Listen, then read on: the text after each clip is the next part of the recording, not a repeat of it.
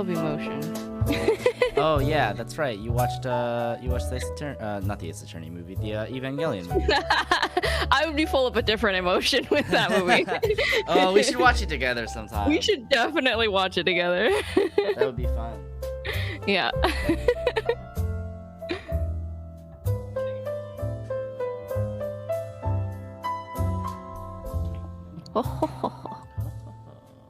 Yeah, no. We are in for a time when we watch it on Tuesday together.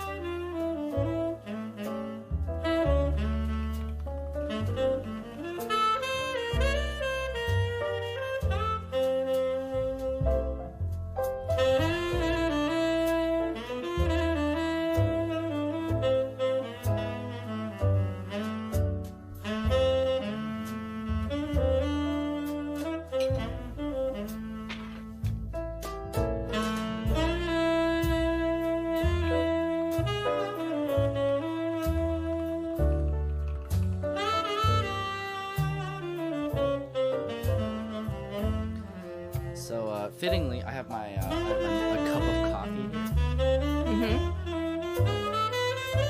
As God intended.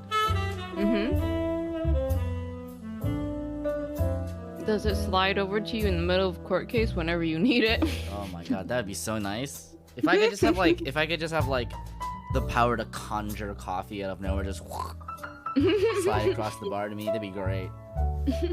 I do have a big mouse pad though, so like it wouldn't slide, it would just get stuck and like fall over. Oh no. It'd be really bad. Would not be good.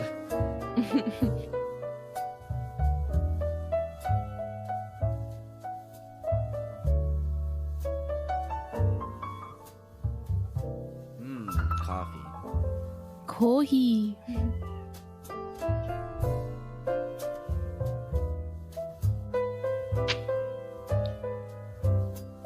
How was your day? Could have been better, honestly. I had a migraine like most of the day, which was not amazing. Oh no, that sucks. Yeah, it was not great. You know, I did my laundry. Okay. I don't know. That was kind of it. I really didn't do a lot today. Mostly just that migraine. I went to the grocery store. Oh. Just to pick up some stuff I forgot yesterday. It is already that time, yes. What's up, Sean? I picked up 2 new flavors of LaCroix sparkling water. I have beach plum and guava. That's such a Californian thing. Yeah. I feel like people around the country are drinking sparkling water. But like LaCroix specifically. Really? I've only ever heard like Californians and occasionally like a Californian transplant talk about LaCroix. That's so funny. Well, LaCroix originates in Wisconsin. I think that's so funny. It actually originates from a place called La Crosse, Wisconsin. Croix being the French word for cross. So like. Nice. Yes. If you make it French, it automatically makes it fancy enough for Californians to partake. LaCroix, it is. Did you see that Pro ZD sketch of LaCroix? No. Oh my gosh, okay, let me show you, like, real quick before we start. Oh. Oops. I've seen the one where he talks about, like, getting into a hobby, and, like he's like, love some tap water, and then like after he gets into the hobby he's like, well, you see, this tap water. Oh yeah, I love that one too. It's like deep in Reddit. Yeah. Okay, here's the sketch. All right, well then give me a second and I will watch this.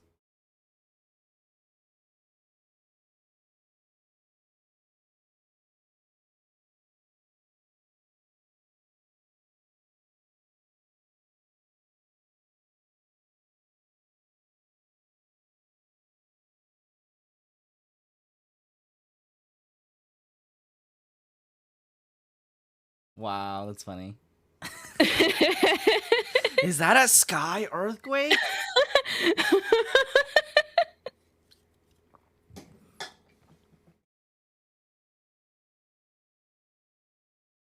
Here, I'll post it in the chat.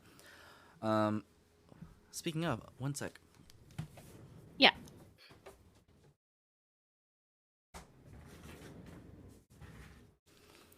All right, I promised I would oops, that's the wrong one. I promised that I would crack open the guava one on stream and then drink it. The beach plum is pretty good actually, I think. It's kind of weird. I don't know how to describe it. I wouldn't describe it as very particularly plum-y. Mm-hmm.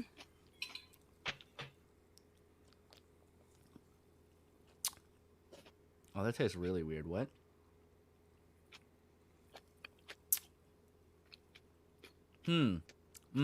Okay.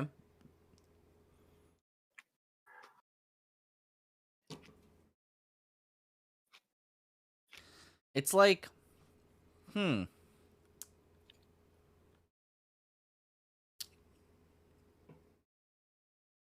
yeah, I don't know about that one. To be honest, I don't know about that one. I think, maybe no. It tastes like something that like is like kind of stale, but I don't think it's stale. I think it just tastes like that. It's the stale flavor. Yeah, the flavor, it's guava flavor, but it tastes kind of just like stale. Ew. Yeah, I don't know how much I would recommend this one.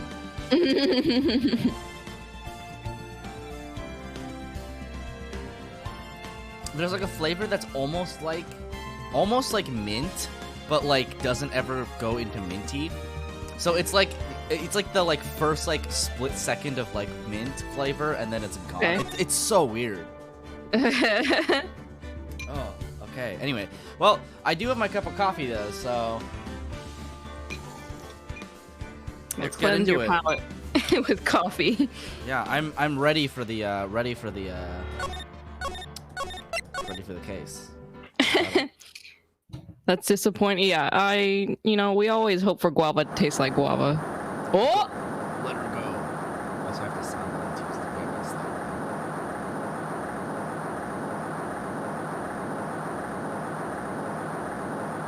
Shut up. Come closer, and I kill her.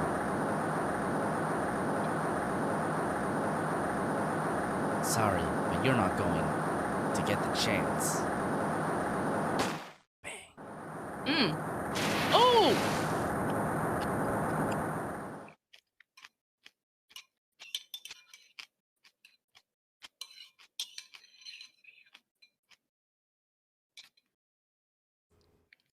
I'm reading through the file of an old court case. It was the first case of my longtime mentor, Mia Fey. She shoots someone? Fugitive data. Name, Terry Fawles. Charge, kidnapping, murder. Sentence, Oh my God, look at him. penalty. Fugitive movements. After escaping, Fawles met with and then murdered Sergeant Valerie Hawthorne. Captured on Eagle Mountain about 8 hours after his escape. Her very first client was a death row inmate who had recently broken out of prison.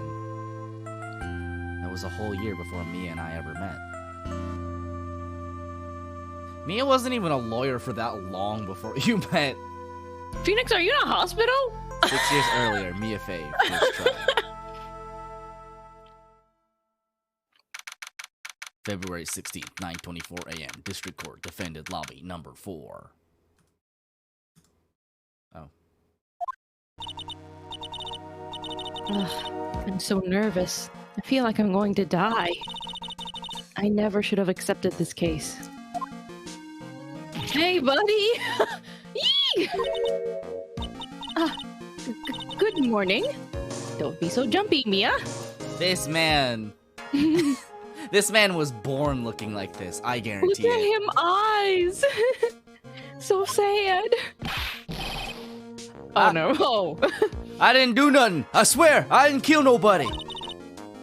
Terry Fawles, my first client. Sentenced to death 5 years ago, and now a prison escapee. You are, by the way, not... I don't think you are allowed to hold a trial with your guy in, like, prison clothing. Oh yeah, because it prejudices them. It prejudices. But that does beg the question, though. Maybe these are just his clothes. He just carries around a ball and chain for fashion. Yeah. He does have a necklace on. Depends on whether there's a jury involved. That is true. Unless that's a rope. I think it's a gold chain. Okay. Just relax, Mia. Make small talk and try to relax him. So why did you escape anyway? Not a good question. Dress for the job you want, yeah. What are you doing? I'm sorry. I'm sorry. I didn't do nothing. I didn't kill nobody. I never lie. I didn't escape from nowhere.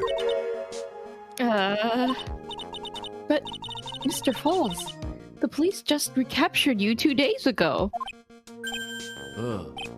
Sorry, I told a little lie. Oh boy. But anyway, I didn't do it. I never killed nobody. Sorry for asking, but you're on death row, right? I'm really sorry. They sentenced me to die 5 years ago, but I was tricked, I tell you! That woman, she lied in her testimony. That's why I got the death penalty. I swear it, I didn't kill her. I could never do that. 2 days ago, he escaped from the police wagon when it crashed. Then about 8 hours later, the policewoman was murdered before the police could recapture him.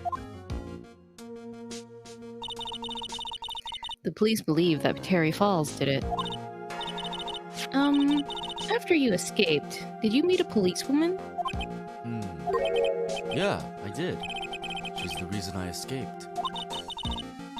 So that much is true. You did meet with a victim. But I didn't kill her! She was alive when I left. She was alive! It's true!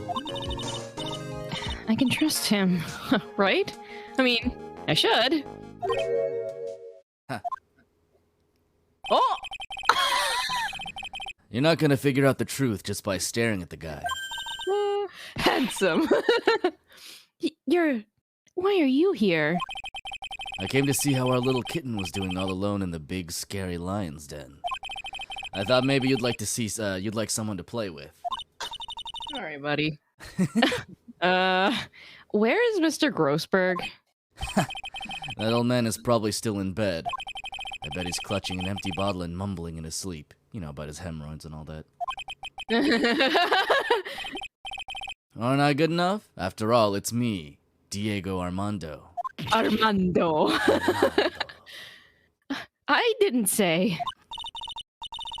So, Diego Armando, the finest attorney at Grossberg Law Offices, is here for me? No. You've got it all wrong. Today, you're the finest. After all, it took an amazing amount of guts to take this case. Imagine, an escaped death row convict for a first client.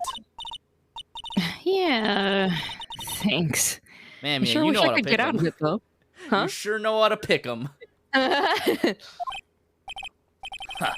Relax. I just heard some good news. The prosecutor for today is fresh out of his diapers as well. Really? However, unlike a certain somebody who I won't mention, he's earned the reputation as a genius since beginning his law career. Genius? Well, it's about time to head in, kitten. Sharpen those claws of yours. It's go time. Don't do it, man. A solitary confinement cell for the condemned must be the world's loneliest place. That's what my client ran away from. Every other lawyer gave up on him, but not me. When I saw those overflowing eyes and heard that simple, childlike voice, I just had the feeling that he was telling the truth. He ain't do nothing. He ain't do nothing. He didn't kill nobody. February 16th, 10 a.m., District Court, courtroom number 4. I'm so excited! Court is now in session for the trial of Terry Fawles. The defense is ready, Your Honor. The prosecution has been ready for a while, Your Honor. Look at his Look at you, cool guy! Oh my god! I understand the lawyers for both sides are newcomers. Yes, Your Honor. I'm Mia Fey. Miles Edgeworth, Your Honor. Unlike the Yakuza series, Miles Edgeworth actually looks younger. Yeah, I know, right? It's almost like they know how to draw people at different ages. They show that picture of Kiryu in the first game, and he looks exactly the same. And it's like, the same. I remember when I was in high school. And you're like, what the? Are you talking? You're just wearing a school uniform. Right. And he's like 20, but he still looks like he's 40. Yes. And then in Kiwami 2, you get actual young Kiryu who looks like actual young Kiryu. But you don't know how old he is. You're like, God, what is he here? Like 14, like 12? Maybe he's 8. Could be 8. So you're the new prosecutor everyone was talking about, eh? They say you joined the prosecutor's office at quite an early age. At 20, Your Honor. I guess our little kitten hasn't earned herself much of a reputation yet, huh? There are a lot of beautiful people in this courtroom right now. Right? Come on, Mia. You can't lose. Not to someone younger than you. Young people running a trial. Not too sure how I feel about that. You're jealous because they're beautiful. Now then, the defendant in this case is currently a felon on death row. 2 days ago, he escaped from a police wagon. Is that correct? Precisely. But the defendant is not on trial for escaping prison. On the day that the defendant escaped, a policewoman was murdered. So we're here to determine if Mr. Fawles was responsible for her death? You got it, kitten. Well then, Mr. Edgeworth, let us hear your opening statement. Yes, Your Honor. It was 5 years ago. The defendant, Terry Fawles, was sentenced to death in this very court. His crimes were kidnapping, extortion, and murder. The girl he threw off the bridge was only 14 years old. A truly horrible crime. I remember it well. There was no decisive evidence, so the trial was long and protracted. Correct. But in the end, what finally decided the case was a certain witness's testimony. Look at smug. I love the Edgeworth. different sprites they gave young Edgeworth. Young. A witness's testimony. Edgeworth looks so young. Yeah, he does. He looked young.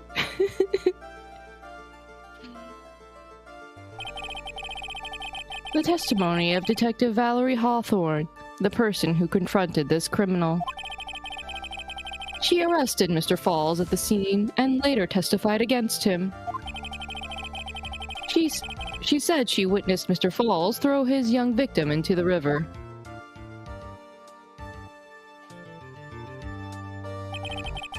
For those who are not aware, Eagle River is well known for its powerful current. Most bodies that fall in are never recovered. So Miss Hawthorne's testimony was the one that put him away. The policewoman you just mentioned, that wouldn't be... And exactly, the victim. The same woman that was killed 2 days ago. Police Sergeant Valerie Hawthorne. Aha! I see. The man who was sentenced to death based on her testimony escaped 2 days ago, with only one thing on his mind, to take revenge against the woman who convicted him. Aha! The truth is becoming clear to me now. Huh? Yes. It's quite obvious that the defendant is guilty. Don't judge! Wait a minute, that's not right! At least hear the case before you decide on the outcome, Your Honor. But he seems so guilty. Aww. Watch yourself, Miss Faye. I'm not sure I care for your word choice or your tone of voice.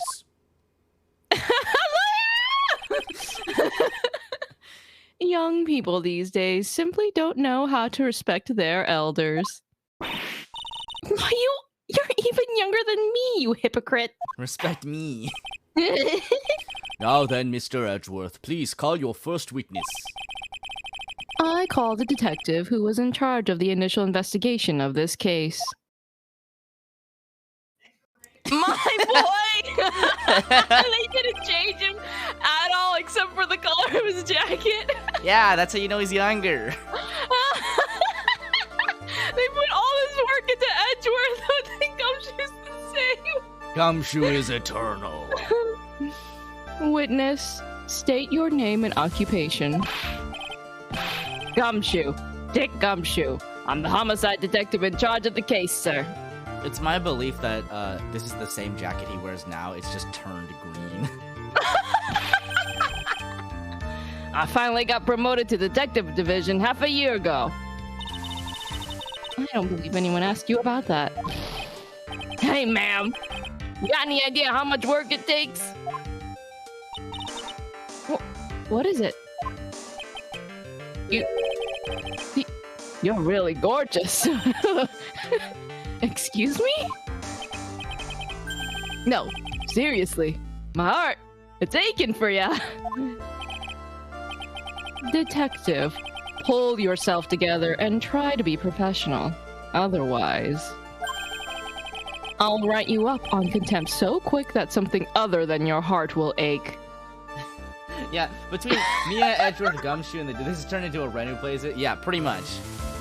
Soupy's playing the judge, thankfully. I'm playing this judge. Yeah, this judge. Okay, I got it. Now, detective, tell us about the incident. Yes, sir. Right away. The victim was Sergeant Valerie Hawthorne, a veteran on the police force. She was stabbed in the back with a knife and died from excessive blood loss. That much is already stated in the autopsy report. The court would like to hear more details about the incident itself. Yes, sir. I gotcha. Okay, let's take a look at this aerial map of the area here. Ooh. This is a sketch of Dusky Bridge, an old suspension bridge. This is very good, Detective Gumshoe. Did you draw this yourself? How'd you know? And the river that runs under there is Eagle River. The victim and the defendant met there, on top of the bridge. After stabbing her in the back, the killer carried the victim back to his car. He was recaptured at a police checkpoint as he was trying to make his getaway, sir.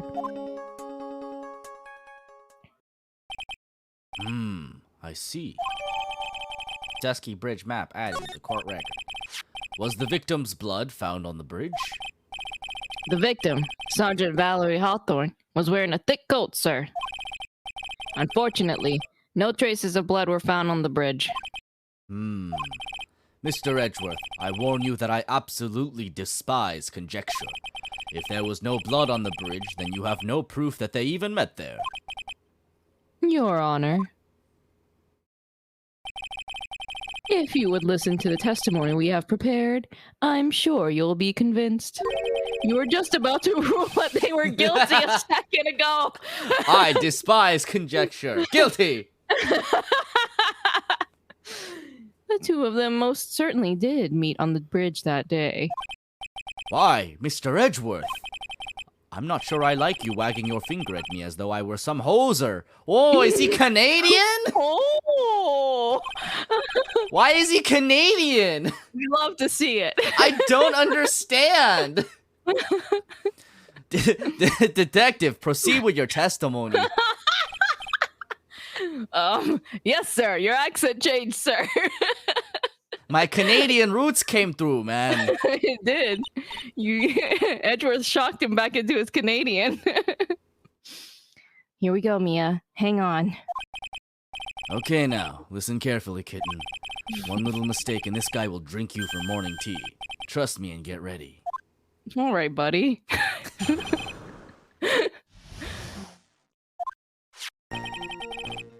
On the day of the incident, an unknown person phoned the sergeant and asked to meet. Sergeant Hawthorne went to Dusky Bridge at the designated time and met with Mr. Fawles. And that's where she was brutally murdered, sir. The criminal stuffed her body into his car trunk and tried to make a getaway. Mr. Fawles was arrested at a police checkpoint we set up at the base of the mountain. Well, you certainly have established the importance of the bridge. Naturally. Now, will the defense please hurry up and proceed with the cross-examination? Yes, Your Honor. Cross-examination. Coming right up. I gotta get me some Timbits. Hey, settle down there, kitten. If you keep trembling like that, you're gonna make me spill my coffee. I'm not trembling. It's just cold in here. The courtroom can be a cold battlefield, alright. Especially for a beginner. I don't need you to worry about me. I mean, the defendant, the witness. Everyone's a beginner in here. You got me there. But maybe you should keep your claws out and show them what you've got, kitten. It's okay, Mia. Stay calm. Just remember those court procedure videos you stayed up all last night watching. Maybe you shouldn't stay up all night the night before your first case. Yeah, what? How are you alive? I like that from between between Mr. Grossberg, Mr. Armando teaching Mia, and then Mia teaching it's just a procession of like pretty much useless lawyers all the way down. Oh my god! Phoenix, you come from a long line of very successful lawyers. Pedigree. Pedigree is real.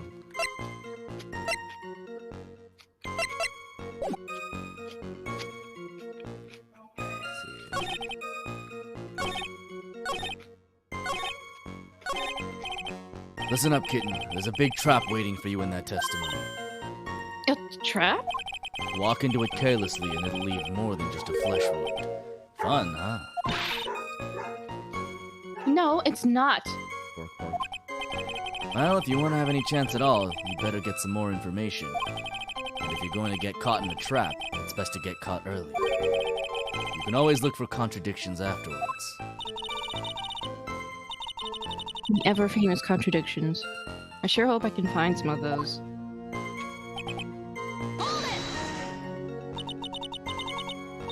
This unknown person. We have no idea who it might be, right? Sorry, but I'm afraid I do. What? The person who called Sergeant Hawthorne was the defendant, Terry Fawles. What? The defendant? The defendant called her? Sergeant Hawthorne was a very thorough person, sir. She left a note about her phone call with Mr. Fawles. A note? Yeah, a top secret memo that she left in her desk. Victim's note added to the program. According to this note, it seems the one who called her to the bridge was indeed the defendant, Terry Fawles. Whose bright idea was it to keep that note from me? Looks like the judge is even more sure of his verdict now. Listen up. Never ask a question if you don't already know the answer. It's that detective's fault. He's the one that said unknown person. Hey now, don't make that face at me. I just said it that way because the prosecutor told me to. Was that a trap? With that cute face, I didn't expect him to be so sneaky. Ooh, he cute! I mean, he do be cute though. He's adorable. Look at him. Pouts. A bridge up in the mountains? But why meet there? Because it is a very important place to the defendant. That's why. What do you mean by that? If you remember, 5 years ago, the defendant kidnapped a young girl. He was chased into a bridge, and it was there that he killed his hostage. And the place where all of this occurred is, of course, Dusky Bridge.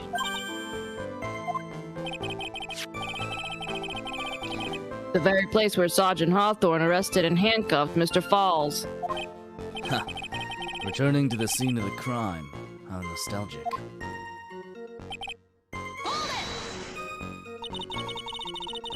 Was the body of the victim discovered right away?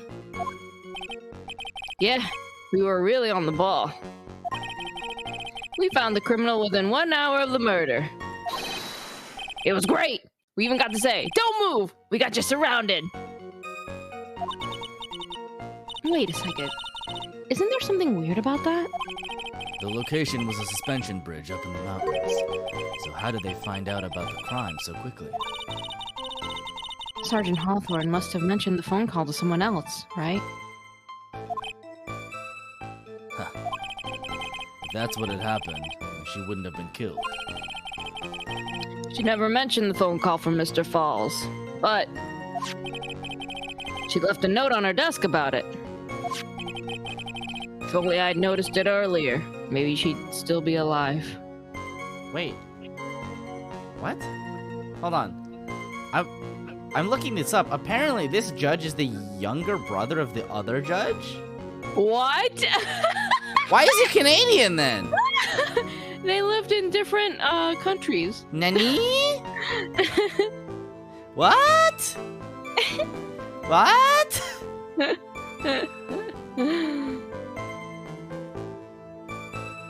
Hold on. I need to know why. Let's see. The Canadian aspect of his character in the English localization is a nod to Andrew Alfonso, one of the North American localization directors. Oh. All right then. I see.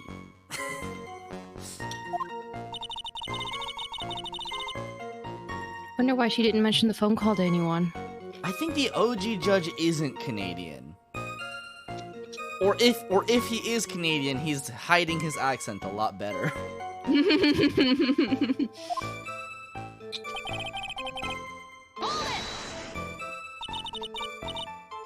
Mr. Fawles had a car then? Well, that bridge is way up in the mountains, ma'am. The defendant and the victim both went up there by car. I mean, how else, right? What? You mean the defendant drove his own car? No, of course not. It was stolen. He stole it from a young couple that had been waiting at a red light. Oh my god, he just straight up GTA'd them. He GTA'd them! In the literal sense of the word. Car thieves.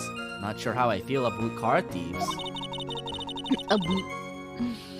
Is this guy sure about how he feels about anything?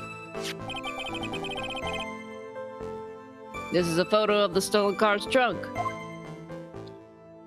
Wow, Oh. she sure is dead in there. Naturally, that's the body of Valerie Hawthorne in there. Whoa, that doesn't look too comfortable. Oh my god. The victim. She was stabbed in the back, correct? Yeah. For some reason, men always seem to get stabbed in the back. We're talking about a woman here. Where are you? You can't tell from this photo, but the knife was stuck in her back, nice and firm. The condition of the body when it was discovered is very important information. Detective, was there anything strange or noteworthy in the trunk of the car?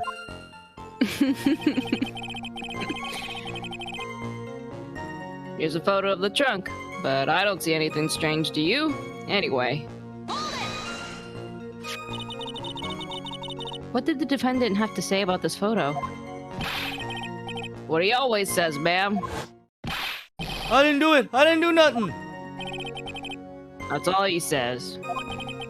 Nothing? I wouldn't say he did nothing. At the very least, we know he stole a car. It's just what he always says, Your Honor. And then he always says, Sorry. I told a little lie. oh my god! Or something like that. Well, in any case, it seems he was caught and arrested. Precisely.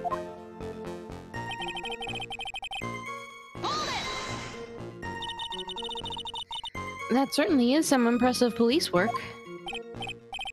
Well, no. Actually, it was way too close for comfort.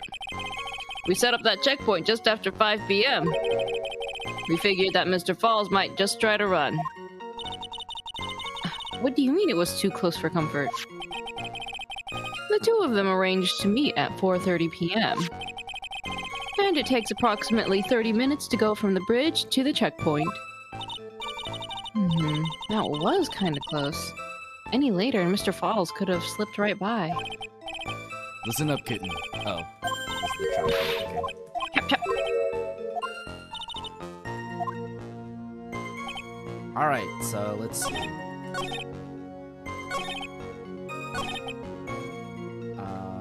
So it's probably this. Let's see. February 15, 1:21 p.m. Falls, 4:30. That bridge. Talk to Dahlia. Tell her this time the whole truth must come out. Wear white scarf for identification. Aha!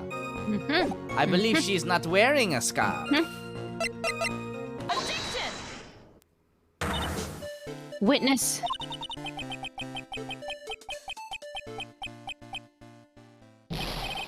What is it? Do you have something to say, Miss Fee? I'm sorry. I totally forgot what I was going to say. This is the first time I've ever had to actually address someone like that. Oh. You should have practiced that before coming to the court. Honestly, Miss Fey, I'm not sure I like this. Say there, little kitten. Want a piece of my coffee candy? Candy? Well, you're still too young to be drinking real coffee. What does that mean? What? How old is Mia right now? She's like 3 years older than, like, 23? 23, too young to be drinking coffee. I think he's, like, trying to make fun of her because she was, like, slipping. Come on, Mia. Shake it off. You're a lawyer. Detective. Yes, ma'am. This photo. You said that there was nothing peculiar about it. Is that correct? Yeah, that's what I said. Well then, I suggest you take another look at the note written by the victim. The note? It very clearly says, wear a white scarf for identification. The caller must have forgotten what the victim looked like. Thus, this special request. I have one very simple question for you, Detective. Where is the white scarf? I can't seem to find it in this photo. Well, to be honest, we didn't find it in the trunk, ma'am. And you stopped there? You should have looked for it. Ah! Haha, funny detective man. The caller told her to wear it to identify herself, so I'd expect she did just that. Well, Mr. Edgeworth, what do you have to say about this? I see the defense is a little lacking.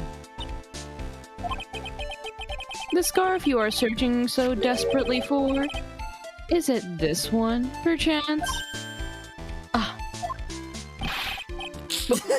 Where did you find that, sir? Detective Gumshoe!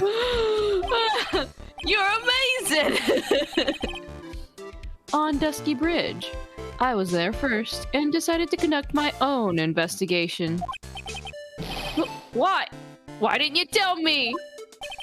I made a decision to keep all pieces of evidence in my personal satchel. That's not what you're supposed to do. Not even a little bit. It's the safest place I know. That hotshot sure has a flair for the dramatic. It's not exactly white, as the caller requested. But as you can see, it's close enough for what it was intended for. Looks like it spent some time in the mud. Not surprising. It was drizzling on the mountain that day. Prosecutor Edgeworth. He was intentionally hiding that scarf the whole time. The court will accept the scarf into evidence. Now, if the attorney for the defense is finished embarrassing herself... Hot damn. Wow. I'd like to move on with the testimony. That is all right with you, isn't it, Miss Fay? Boy, would I like to wrap this scarf around his smarmy little neck. Very good. Now, if we're done with this mud-covered scarf business, the prosecution moves to establish conclusively, and with hard evidence, that Miss Hawthorne and Mr. Fawles did indeed meet on the bridge that day. Further, we will show exactly what occurred there. That sounds quite promising. I can't wait to hear all about it. Everything is moving at his whim. Don't forget, Kitten, there's a reason why everyone considers this kid a genius. A genius, huh?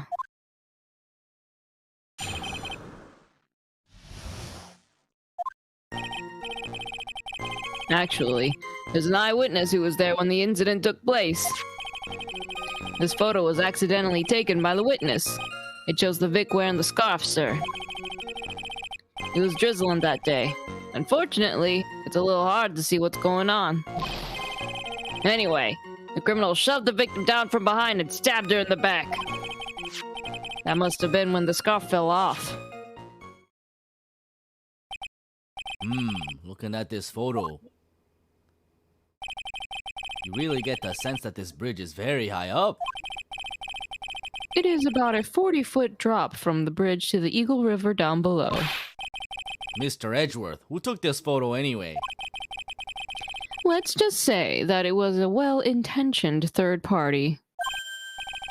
Ah, a potential witness. So why isn't this person in the courtroom? Well, they said they absolutely did not want to testify. The person in question is very delicate, Your Honor. Besides, as long as we have this photo, we see no reason to compel them to testify. I'm not sure how I feel about that. Yeah, I don't know what's going on with his hair either. It's the, you know, the Canadian style. This is the Canadian style.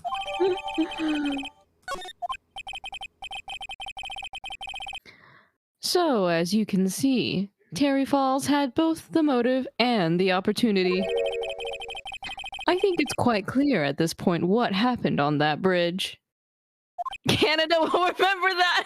Wow. Sorry, Aha! Canada. The truth is becoming clear to me now.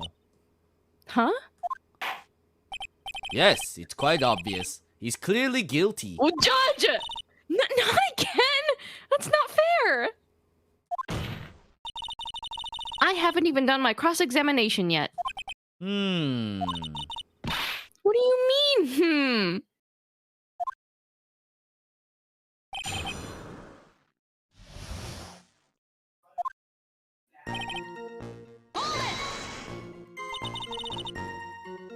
Who is this eyewitness?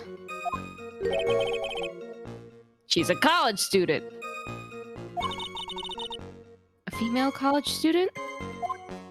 If it is who I think it is. That's right. Meaning she's female and a college student, ma'am. She doesn't do well in front of other people, so I came to testify for her. Maybe so, but as the attorney for the defense, I have the right to cross-examine her. For the time being, we're not relying on the witness's statements. That is all. What is that supposed to mean? The prosecution has other, more decisive evidence. Our case doesn't rest on the vague testimony of a female college student. A female college student, eh?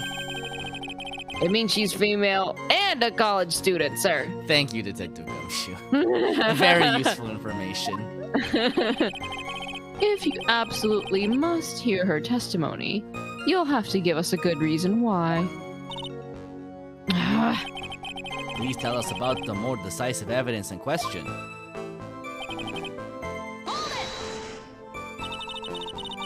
The victim is wearing a scarf in that photo, all right. So, about the witness who took this photo. What was this person doing all the way in the mountains?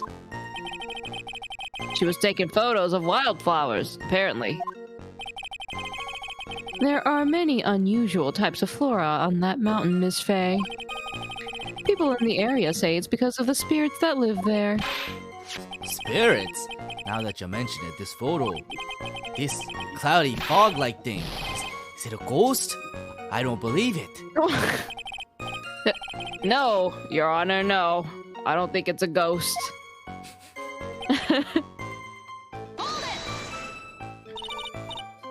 Drizzling, huh? That's right. There was a light rain coming down. The whole place was dreary. But not as dreary as the mood that's in this courtroom right now.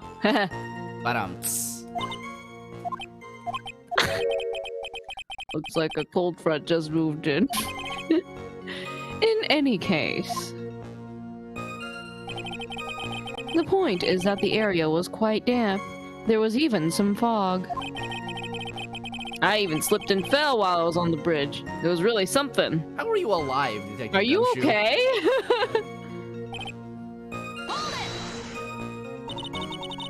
Is that part of the witness's testimony as well? Of course it is. He pushed the victim hard in the back and she fell down right on her stomach. I remember that happening once myself. Really brutal.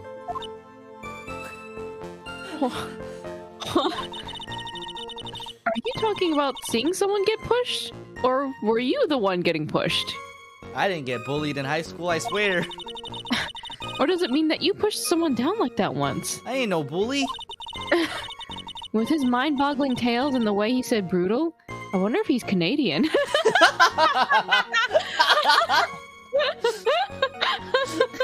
Yeah. You can't just make assumptions about somebody. Save your nasty look for the right person. Huh? Take a look. Poor baby. The court record seems to have wet itself. Hey! Watch where you spill your coffee. The court record, huh?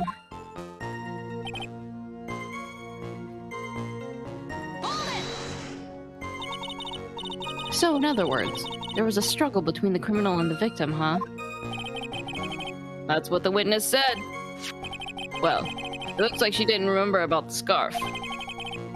But from what she said, it sounded like a pretty violent fight, ma'am. The area was wet from rain. The bridge was probably wet too. Which would explain why the scarf was all covered in mud, but... there's something about this testimony that's still bothering me. Talk about a surprise. I had no idea there was a photo. So what do I do? You really still believe him? Mr. Crybaby, I mean. Of course I do! So the little kitten believes in fairy tales, huh?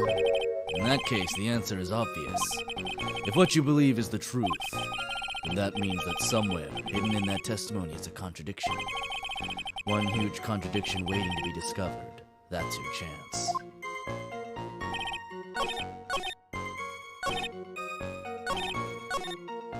Okay, it's probably this. It's the most suspect thing. Mm-hmm. Let's see.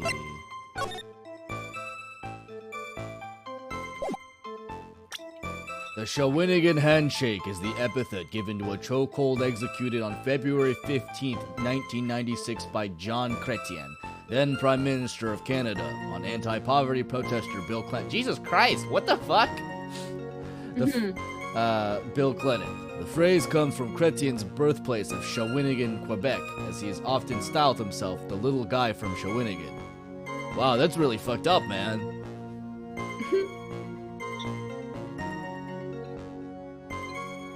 The Prime Minister of Canada executed a chokehold? My god. Anyway, let's see. Wear a white scarf.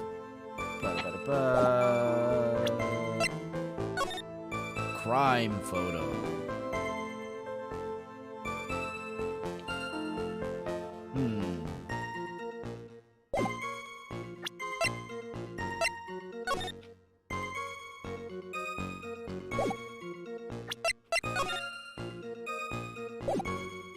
Canada, the country of chokeholds? Question mark.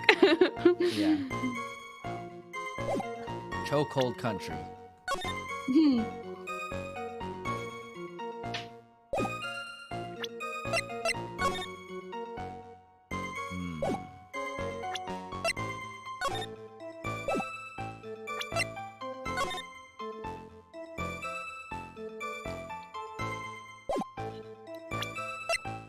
Well, I mean, like, the only thing I can think of is that they're facing each other, right? Yeah, that's the only thing I can think of too.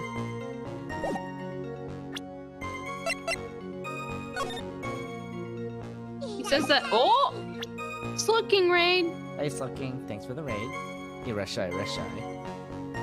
Because it says that the criminal shoved the victim down from behind and stabbed her in the back. Yeah. He's in front of her. All right.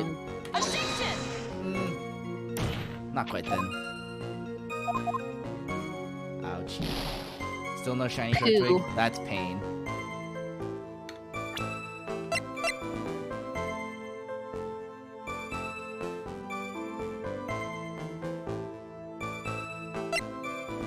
+10 hours? Oof. Yikes. That's big pain.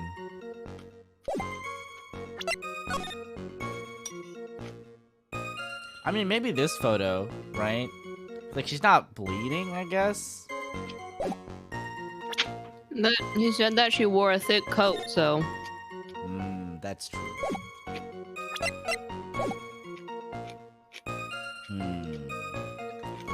Hermer.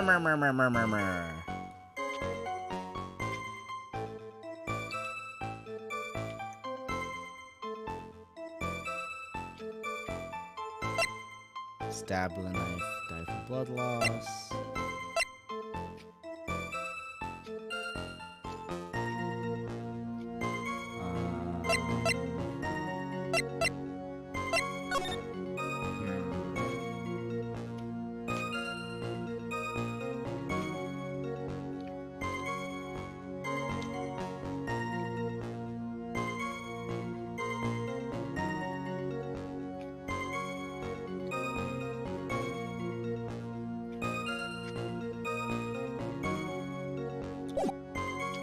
I think it's this photo, probably. That's the only thing I can think of. Objection! Oh, you're right. So at the time of the crime, there was a light drizzle coming down, correct? Yeah, and fog too. Just a generally soggy atmosphere. Ooh. Well, I have evidence that doesn't go with the soggy atmosphere. But this is a photo of the victim's body that was found in the car trunk.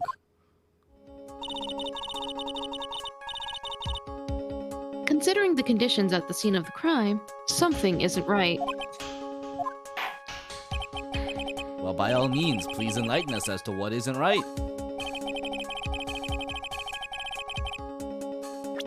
What is it about the conditions of the blah blah blah blah? I forgot to read that. Well, if she fell and the scarf was like muddy, then her coat should be muddy. I guess so. Naturally, the answer is right here. The victim's quote? As far as I can see, there's nothing strange about it. I boot it. That's exactly what's strange. Recall the testimony. What were the conditions on the bridge that day? It was drizzling and foggy. Dusky bridge was all wet. If the victim really had fallen down on her stomach on top of the bridge, then the front of her coat should have been covered in mud.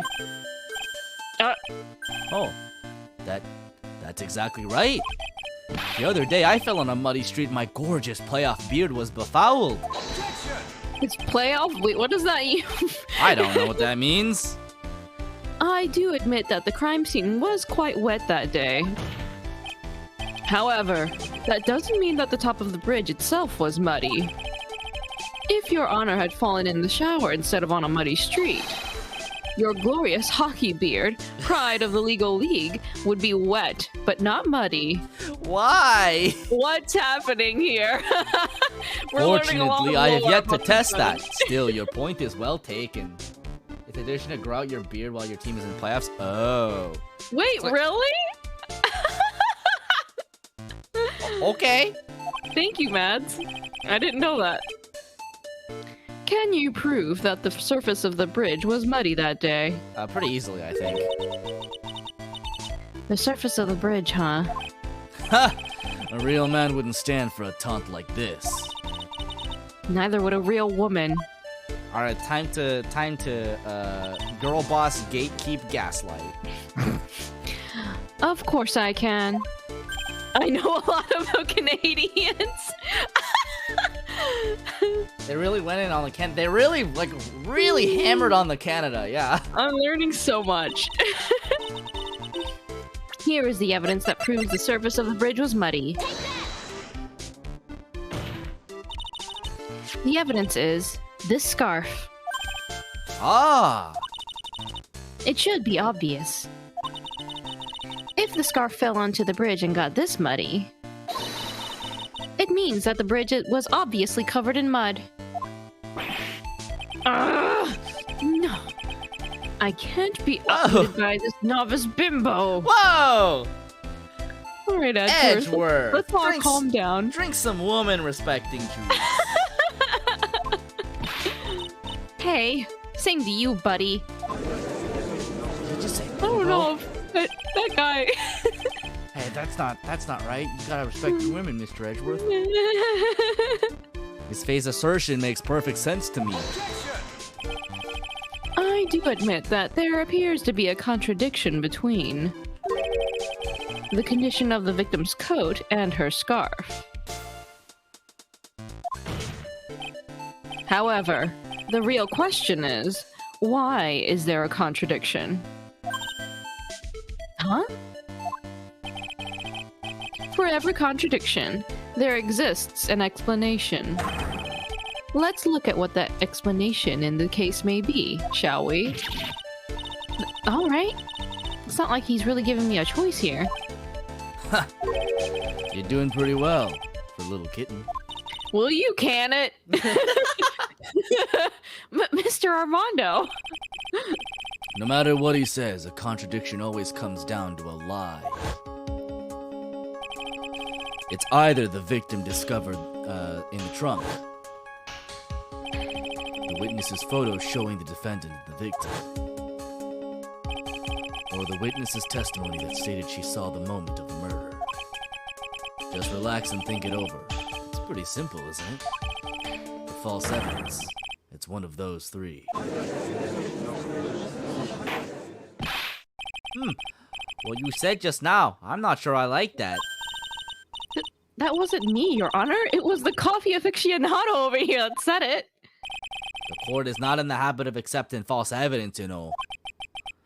Blame it on him, Your Honor. He's the one trying to slip false evidence into court. But we won't let him. We'll expose his evidence as the flimsy scam it really is. Yes. The false evidence in this case is, The witness's photo? Probably not, I think. Because it's a photograph. We have it. The body, I feel like also probably not. There's a photograph of that. It's probably a testimony, right?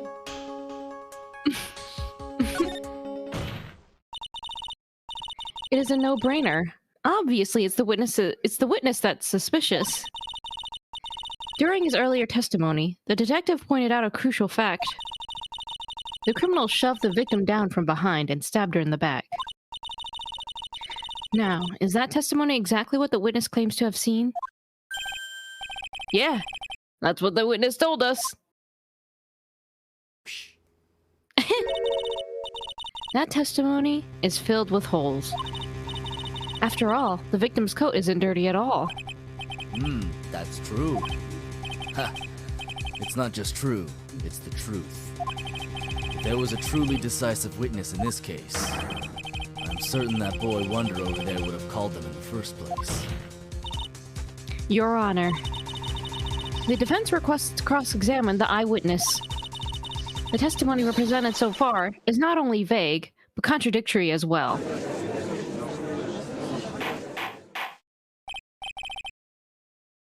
Well, Mr. Edgeworth, it appears that we'll need to hear from your mystery witness after all.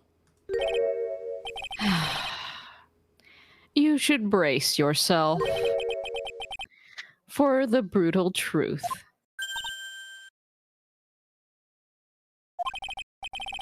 Your Honor, the prosecution has no intention of hiding the witness from the court. We are prepared to present our witness at any time. Very well.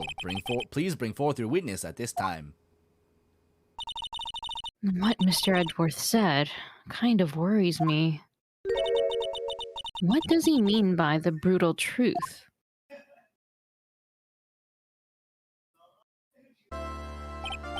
Now let's proceed with the testimony. Mr. Edgeworth, please go right ahead. Thank you, Your Honor. The prosecution summons the woman who saw the events that day with her very own eyes. This is it, Mia. The battle begins here.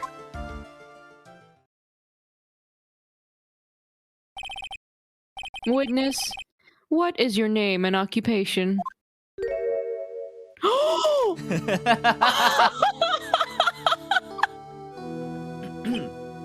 It was not who I thought it would be. Everyone is so silent that I can hear their hearts going pitter-patter. Oh.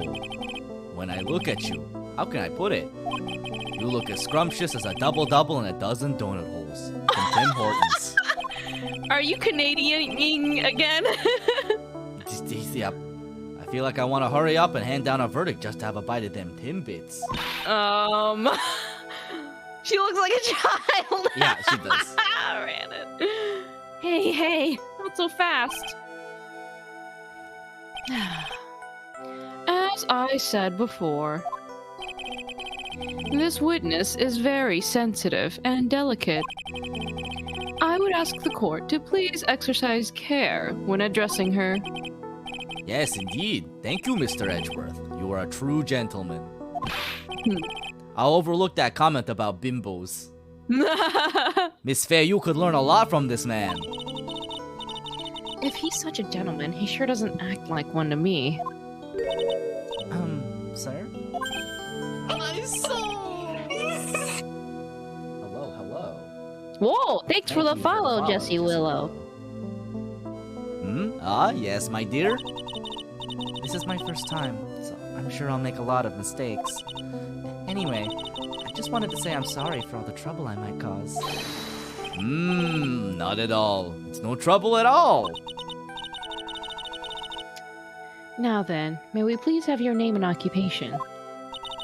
My name is, Melissa Foster. I'm a college student.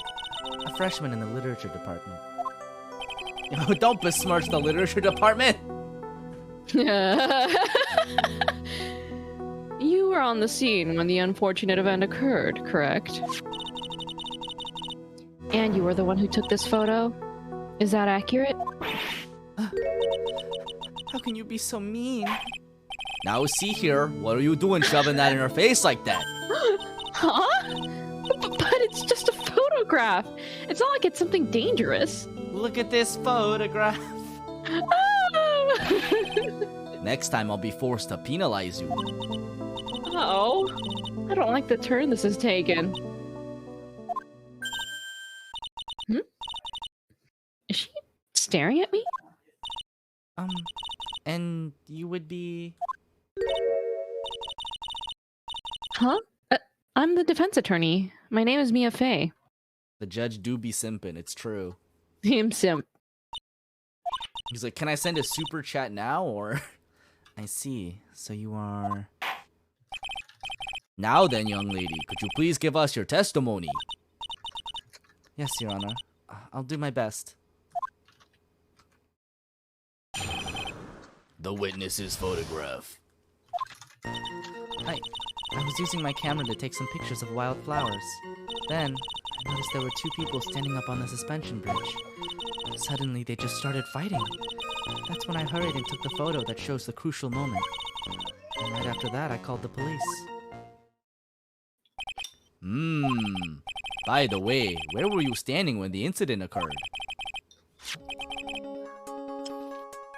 I believe the map would be of help here. I was standing right over here. I was standing in a beautiful field surrounded by tall cliffs. So you took the photo from that location, eh? I brought the camera I was using at the time, just like Mr. Edgeworth asked me to. Oh ho ho! What a cute camera, just like its owner. Wow, simpin'. Simpin'. A small but powerful model. Alright then, Miss Faye, time for your cross-examination. But I warn you, make the witness cry again, and you'll feel the wrath of my gavel.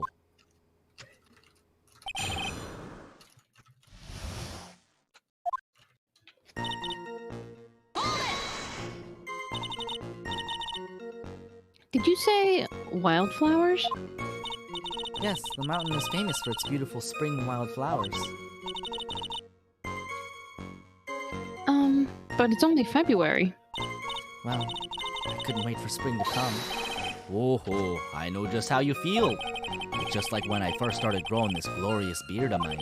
I just couldn't wait, so I wore a dyed blonde Santa beard until mine grew in properly. It's a weird detail. Wait. What?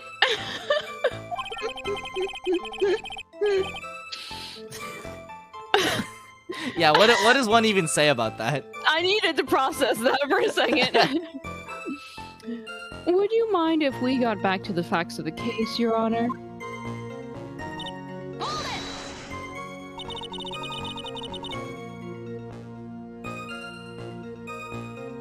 I had to yell at my dog for a second because she was barking a lot. Clover wants to be included. She does. She wants to yell at the judge for being so Canadian. Yep. Was there anything strange about the two of them? Oh, I'm a bad girl. I Game know over. I am. It looked like they were having a really serious conversation up there, so I decided to watch them. Some kind of peeping Tom. No, not at all. Everyone is like that. I love watching other people fight too. In fact, I can't get enough of it. That's so weird! That's so weird! Wait! I don't want to know that! Why are we learning so much about this judge? That's true, he does love hockey. He must love hockey as a Canadian. And that is pretty much just people fighting. I mean, really, what is a courtroom if not people fighting? I do not like this judge. I do not like him, Sam I am. Actually, that's why I took this job in the first place. See what I mean?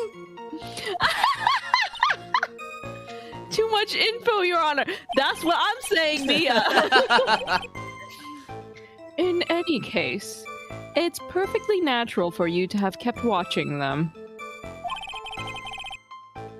Especially dressed as they were. Well, anyway, I was watching them very closely.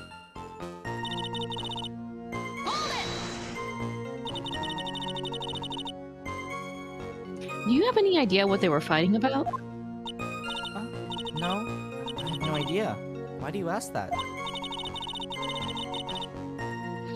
Oh, I just thought that maybe you overheard what they said. Oh! I would never eavesdrop. I've got more class than that. That's right, Miss Faye. Don't drag the witness down to your level. Yeah, eavesdropper. But she took a photo of them! What do you mean she wouldn't eavesdrop? Look at this photograph. Why did you take a photo? Well, the two of them are really going at it. Ever since I was a little girl, I always wanted to be a news reporter. I guess that part of me just kind of took over. Smells like a lie to me. Yes, I understand completely. Even now, I can't completely abandon my boyhood dreams. I still use my grandson to test my comedy routines on. Oh my god. Oh, poor child. I wonder if that was what. I wonder what that line was in the original. I wonder if that was a joke about him wanting to become like a manzai comedian or like a rakugo performer. I feel like those are the two most that's what I was likely. thinking too. Yeah, right? Yeah. It's like my dreams of becoming a rakugo performer. You know what they say about jugemu goko no surikire?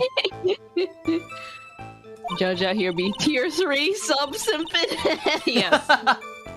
He's like, let's see. I'd like to send the red super chat, please. So he wanted to be a comedian, huh? Not that it has any bearing on this. All I could do was use my camera. So I took the photo of the crucial moment and gave it to the police.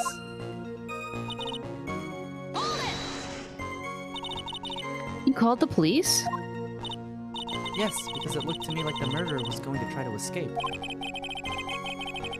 We were already moving before the call even came in. Thanks to the victim's note, we had already started our operation.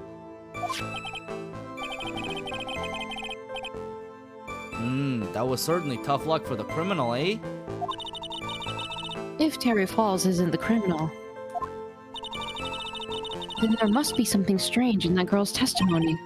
Be careful, kid. That girl has the judge wrapped right around her little finger, ready to send red super chats. You're gonna have a tough time poking holes in that testimony of hers. You're going to have to come up with something good, Mia. Alright, Mia, let's bullshit the hell out of this. Okay, so let's see. Bridge. Map.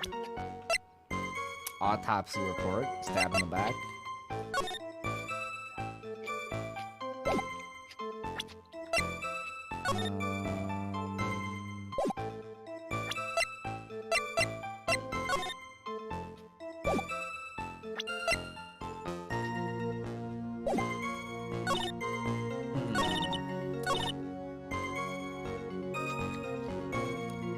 Hurried up and took the photo that shows the crucial moment. Wait, this photo was taken before they started fighting, right? I guess so. So...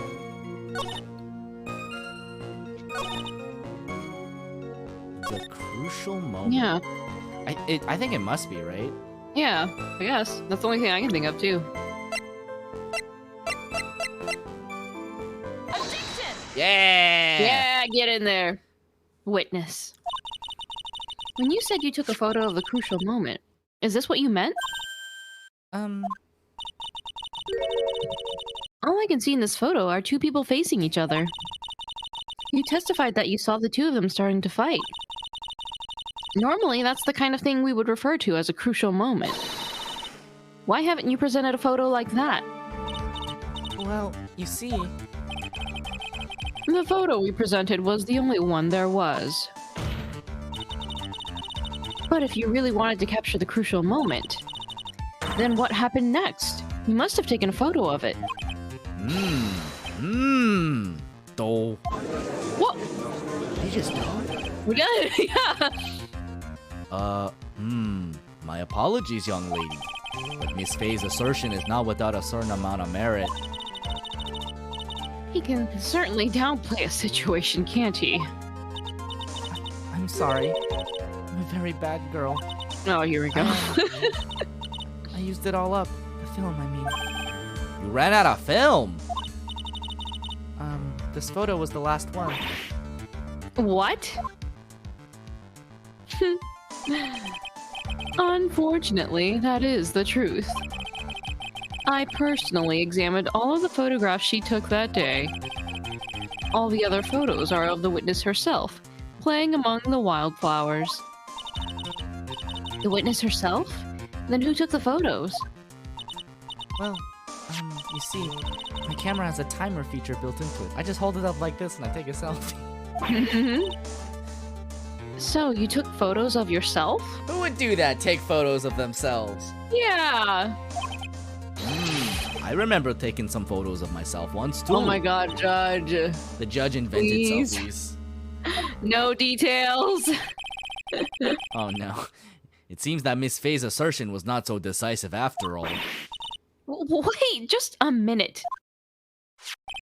Well, if she had no film left, she couldn't very well take more photos, eh? Miss Foster, perhaps then you could tell us about a different sort of photo.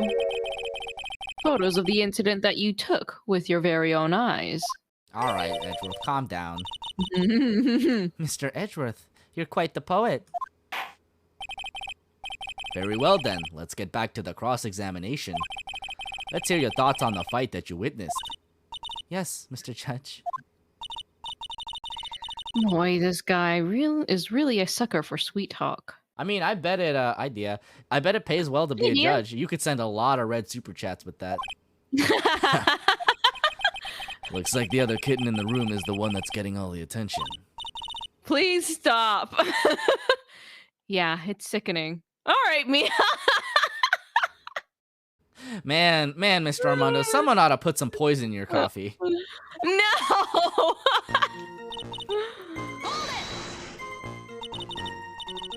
Did you say wildflowers? Yes, the mountain is famous for its beautiful spring wildflowers. But it's only February. Well, I couldn't wait for spring to come. Wait, is this the same testimony? Yeah, it is. Oh.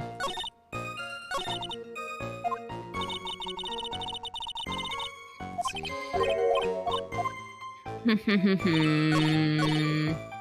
Bum, bum, bum, bum. The victim. Why do you think she tried to run away? Hey, now Marco, thanks for the follow. Whoa! Thank you.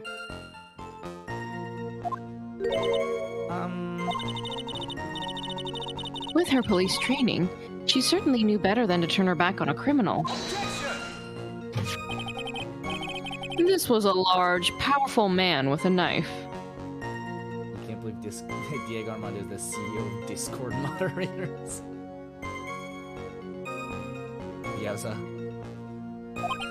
We Wait. don't like to see him call women kitten, that's Yeah, for it's a sure. little weird. If it had been a quaggy? What is that? I've never heard this term before. Woman like you. I'm sure she would have acted differently.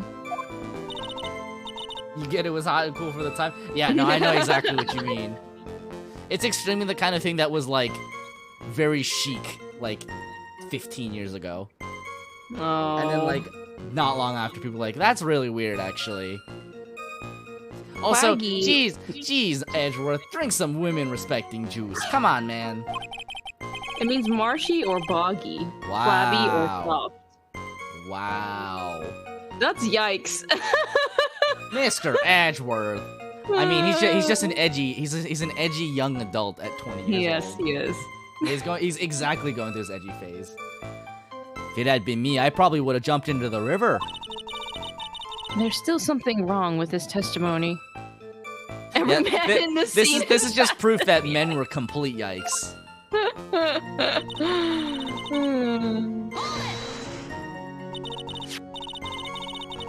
Cataclysmic.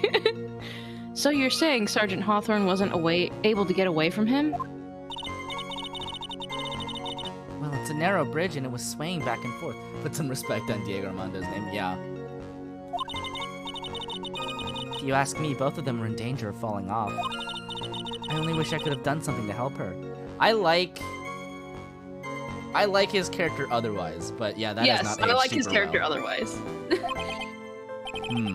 That seems to make sense. I wonder about that. Something seems kind of off. Does it now? You have a good sixth sense. When you feel that something's off, that's when you need to figure out why. Just get the It's Canadian judge out of here, right? It's so Terry jarring Fawles. every single time. Isn't the criminal? The Diego voice. Terry Fawles isn't a criminal. Oh man. Then there must be something strange in that girl's testimony. Be careful, kitten. Okay, this is the okay, same- we're this just is going same through the- one. Okay. yeah. So, probably it's the fact that the bridge, so if she was, like, here, I know you can't see the mouse, but down here, but then, like, she wouldn't be able to turn because the bridge is broken. Yeah, the bridge is out, yeah. Objection! Get in there! Witness. Your testimony is a joke. Ooh, get in there, Mia. Ooh! Huh? Spicy. But I just... Miss Fee, I thought I warned you not to make the witness cry. Dramatic music stoppage. One short testimony and two bad contradictions. There's no possible excuse. You say there were 2 contradictions? It's simple. Just take a look at the diagram of the area. According to her testimony, the two of them were in the middle of the bridge. But if they were, and the victim had turned around and tried to run, well then... She would have hit a dead end. You said 10 yards, but she couldn't have even ran 5. Because Dusky Bridge is collapsed on that side.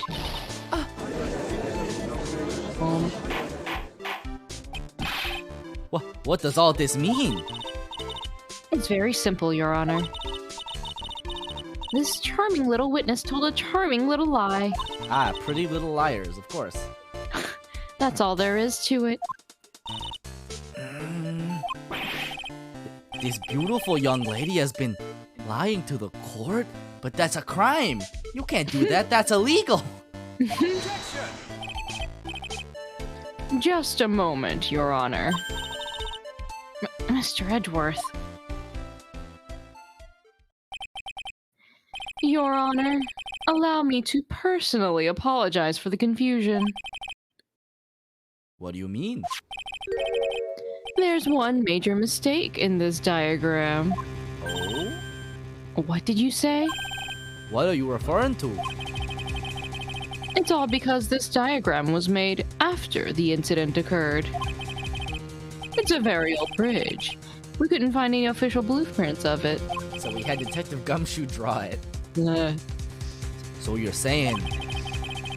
I'm saying that even though this bridge is currently in disrepair, Look at him waggle his finger. there's no evidence that can prove that the bridge was broken during the incident. That's ridiculous! You can't actually tell the condition of the bridge from this photo. I apologize to the court for not being more clear when I presented the evidence.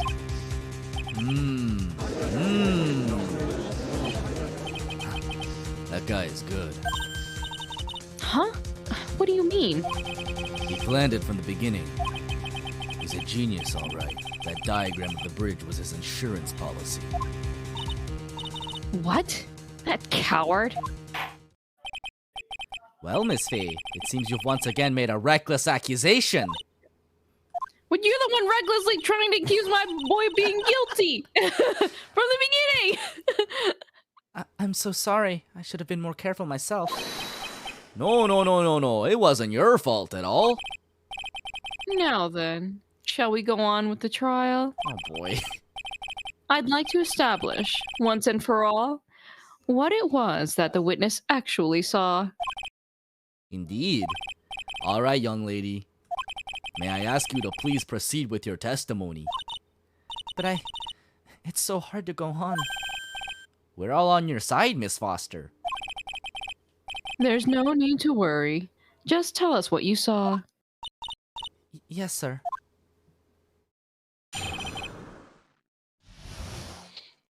Running in the 90s. After he stabbed her in the back, he quickly picked her up in his arms. Then he carried her over to the car.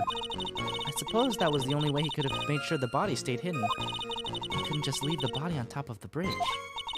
Oh, I'm sorry. I'm only supposed to talk about what I saw. Witnessing such violence must have been difficult. Yes, sir. I'm still shaken up. If he accepts this testimony as it is, we're finished.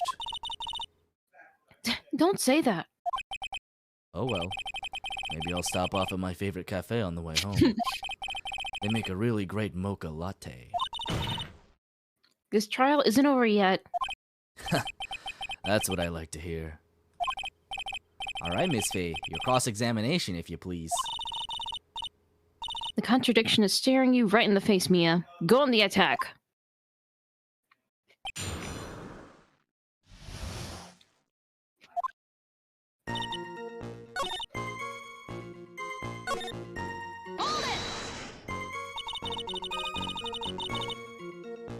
Are you saying that the victim didn't fall down on the bridge?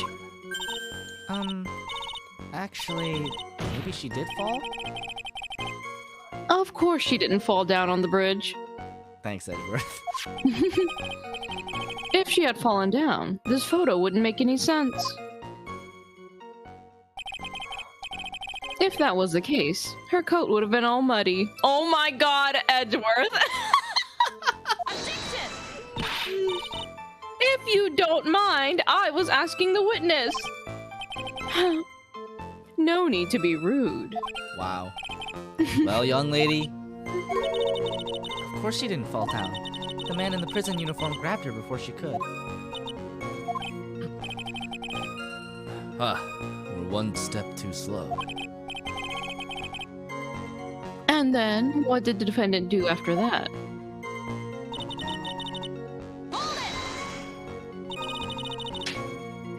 You personally witnessed that? Yes.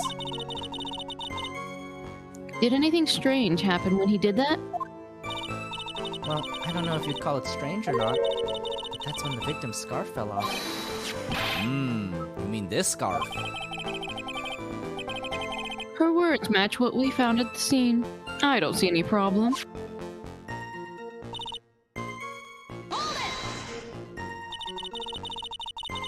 You mean the defendant carried the body all by himself? Yes.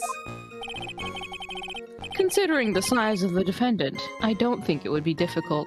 We are talking about a man that was holding his own ball and chain. Yes, but let's remember they were on a narrow bridge that was ready to collapse. Is it even possible for him to have carried a dead body on a bridge like that? Well, the fact of the matter is that he did. That kind of talk is just silly. Wow, why did he get so emotional all of a sudden? Miss Faye, if you think there's some other possibility, please share it with the rest of us.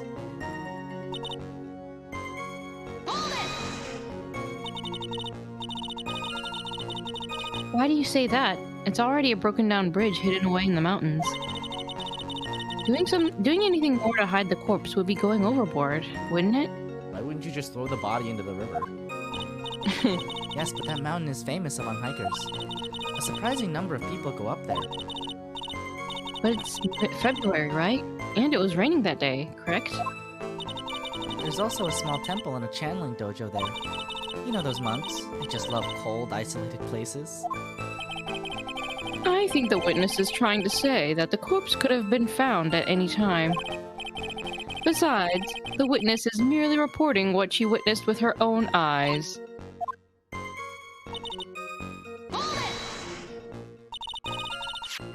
And you're absolutely certain that it was my client who was carrying the body. Well, he was wearing a prisoner's uniform, but as for his face... So we were saying you didn't get a clear look at his face. Well, they were far away and it was raining as well. I thought I was only supposed to say exactly what I saw. Excellent. You're a remarkably honest young woman. She was just caught lying! Oh. Something about this testimony is bothering me. But what? Hey, kitten. Have you ever put salt in your coffee? That's a real thing, by the way. You can do that. Wait, really? If you put like a pinch of salt in your coffee, it can actually reduce the bitterness of it. Whoa! No? Why would I? Why not? Huh? It may actually go better with coffee than sugar, right? Listen, my point is, if you're not sure, you might as well add a ton of salt to it. Maybe not a ton. You might bring out the rust in something, like a piece of evidence. You're not making any sense. He's right, Mia, apparently. He's right, Mia. Put some salt in that sucker. Go present something. You've got nothing to lose. By the way, I wouldn't put salt in my coffee. The two don't go well after all. Thank you, Mr. Armando. My god. So kind of what I'm thinking is he carried her over to the car, but there's no way she would have been able to see the car. Oh. Right, because of the, yeah. Objection! Oh, I guess not.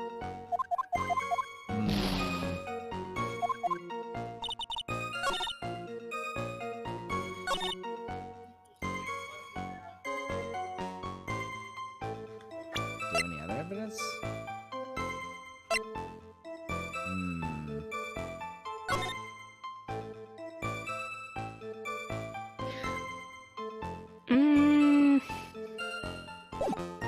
But if it was so rainy and foggy, then I think he could have just left it up there and it would have taken a while to Wait, find it or whatever. But... hold on. Huh? Oh! Oh! Objection! A killer not wanting his victim to be found. I can understand that. However, the idea of moving the body for that purpose is clearly odd. There was a much easier way to make sure the body wasn't found.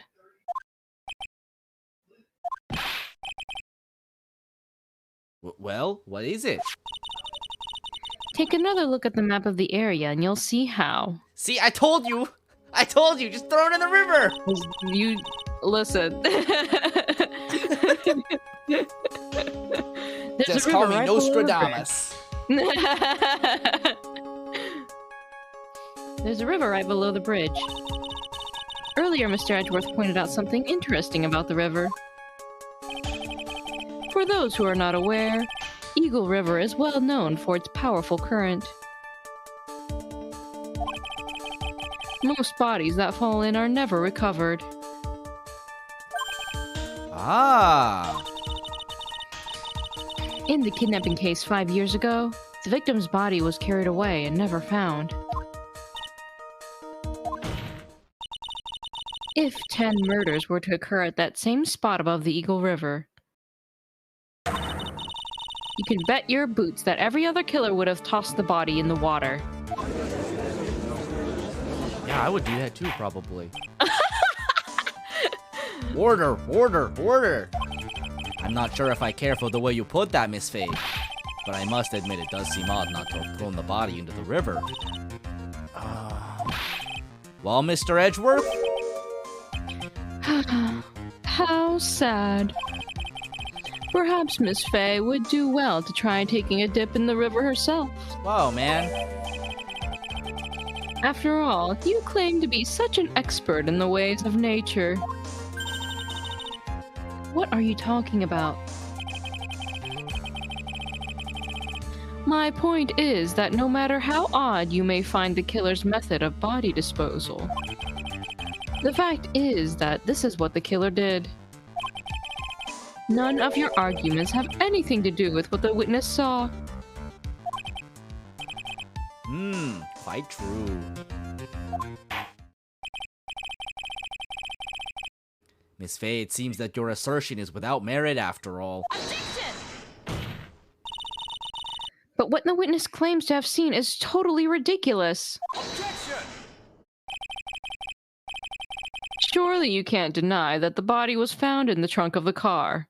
Oh my god, Ketis, that sounds... like a lot. I ran out of words.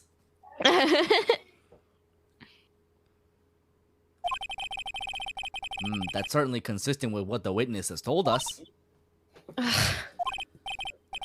Please, witness, go on with your testimony. I'll try. All you have to do is tell us only what you saw. Otherwise, the mean lady might yell at you again. All right, Mr. Edgeworth. Who is he talking about? All right. I'll do my best.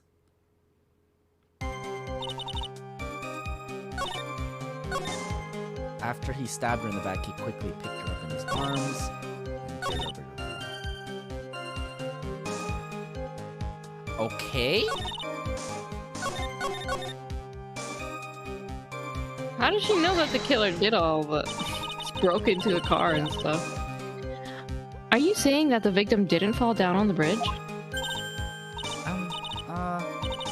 Actually, oh wait, this is Oh wait, this is the dialogue. yeah. Objection! Just started this back here for some reason. Oh, Pew, pew, pew, pew, pew, pew, pew. Hold it! what did the man do then?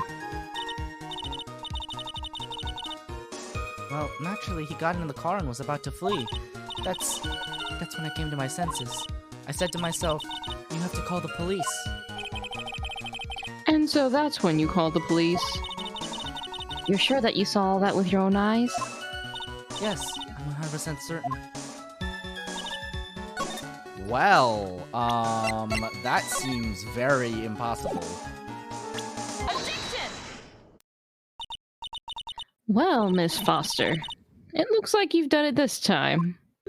Hmm? Done what? Made a crucial mistake. Only halfway through Halo 2. Jesus Christ. Yeah, I have never run through the Halo campaigns, but I have definitely heard things about people just slamming their face into, like, the campaign legendary forever. A crucial mistake? Like what, Miss Fee? The killer broke into the trunk of the stolen car and hid the body in there. You're saying you saw that, right? With your very own eyes? You're saying you saw that with your human eyeballs? Huh? Huh? With those orbs on your face that you use to process vision? Huh? Huh? Yes? And? It's simple, Miss Foster. Take a look at the diagram. The place you claim to have taken the photo from that day is here. Do you see what I mean? Even if you tried to see the car. This outcropping of rock is directly in the way. That's right, Miss Foster. Oh god, Halo 2 is the hardest? Yikes. From where you were standing, you could not have possibly seen the killer's car. Objection! I admit that the diagram shows a large outcropping of rock. However, it isn't so tall that it would stop her from seeing the car. That's right. It's not high at all. I was able to see his car just fine.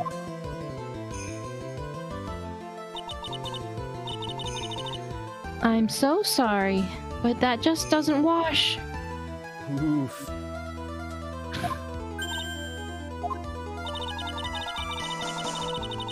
I believe it was the witness who presented this as evidence to the court, yes? This is the location that the photo was taken from. Your own photo tells the whole story. You can clearly see the left side of the bridge. But the outcropping that is being referred to is really more like a cliff. Ah, Your view should have been completely cut off by this cliff. But still, you claim to have been able to see the killer's car. no. Order! Order in the court! What is the meaning of all this ballyhoo? Oh my god. Your Honor, don't jump to any hasty conclusions. Your Honor, please put away your Canadianisms. Yeah. The fact that the escapee fled in a stolen car was reported on the news. After witnessing a murder, I'm sure you can appreciate that the witness was very upset. She must have heard about the stolen car and convinced herself that she saw it. But she was repeatedly warned before starting her testimony. She was told to testify only about what she saw with her own eyes. Oh. Mr. Judge? What is it? I think I must have remembered things wrong. Hey, wait a minute. You can't just say that. Objection! Miss Faye, no one on the face of the planet is perfect. All right, Edgeworth. Yes, indeed. Quite true. You know what they say. To err is human, to forgive divine. I'm inclined to give the benefit of the doubt to our witness here. What? That's not fair! Hey, anybody else see the judge simping? Save the tears for later, kitten. Mr. Armando, Don't look back until the trial is over. Now is the time to go forward. but that wasn't fair! Okay, kitten, you need to relax. Then you need to remember. The other kitten's testimony. The killer broke into the trunk of the stolen car and hid the body in there. So tell me, how did she know that? Yeah, How did she know that he broke into the trunk? yeah. Uh-huh. Well, Miss Foster, until you can explain how you knew that, you're going to have a lot of very suspicious people on this side of the courtroom. Well, witness? Well, I'm certain that he broke into the trunk. Because there were marks left on the trunk lid. I'm certain they were scratch marks from when he broke into it. What? Well, let me see that photo. It's true. He certainly looked like scratch marks around the keyhole. It's obvious that this trunk has been broken open. Well, Miss Faye, are you satisfied? The judge is on her side. I can't make any mistakes here. That seems like a good signal to save here, don't you think? What she just said, is there a contradiction in there somewhere? I mean, she shouldn't know. Yeah, she shouldn't know. It doesn't work. Melissa Foster, it looks like you finally betrayed yourself. What? You said you were in a field taking photos of wildflowers. But even so, you knew about the scratches. The question is when? When did you get a chance to see those scratches? Finally. I finally got her. I'm getting pretty tired of waiting over here. Then perhaps it would be faster if Miss Faye explained herself. Your Honor, there's only one possible explanation. The reason the witness had seen the scratches was... Ooh! She happened to be passing by. She put the corpse in herself. Ooh! There's only one way that the witness had the chance to see those scratches. Yes? What is it? Naturally, when she opened the trunk and stuffed the corpse in herself. The person who really hid the body in the trunk of that car was... Melissa Foster. It was you that did it, wasn't it? That's ridiculous. I could never. It was the man in the prison garb. He's the one that... I don't think so, Miss Foster. If Mr. Fawles had been the one that put the corpse in the trunk, he would have simply used the car key. There was no need to break it open. That's true. But he stole the car. He stole it from a young couple that had been waiting at a red light. Which means that the key would have still been in the ignition. Very true. I see. Thank you for telling us about the scratches, Miss Foster. Without that, we never would have uncovered the truth. That it couldn't have been Mr. Fawles that put the body in the trunk. No. Preposterous! To even suggest that the witness put the body in there. If that were true, then how do you explain the photo that she took? The corpse could only have been put in the trunk when the incident occurred. And we already know that at the time, she was taking photographs. Now's your chance, Mia.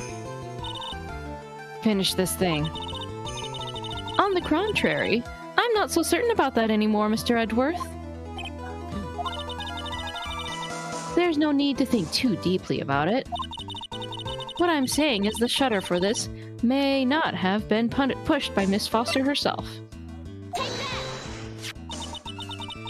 Let's take another look at this camera and see what features it has, shall we? It has a timer built into it, even a mini tripod. Why, it's almost as if she had brought this camera just to take this picture.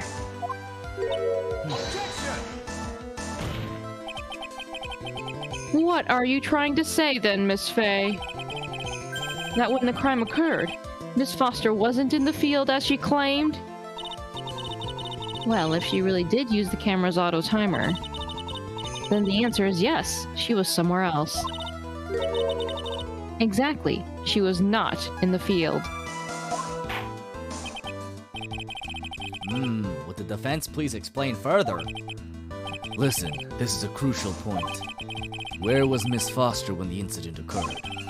And answering that question will also make clear Miss Foster's true identity. Well then, please answer this question. Where was Melissa Foster when the incident on the bridge occurred? That is a good Killer. question. What? Killer? Would that mean they're the killer? Yeah. Yeah? I mean, that makes sense, I think. Because we're accusing her of putting the body in the trunk.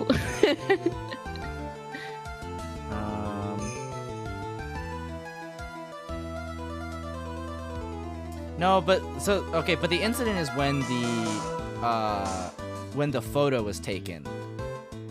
So Oh. probably, actually, probably, Ooh.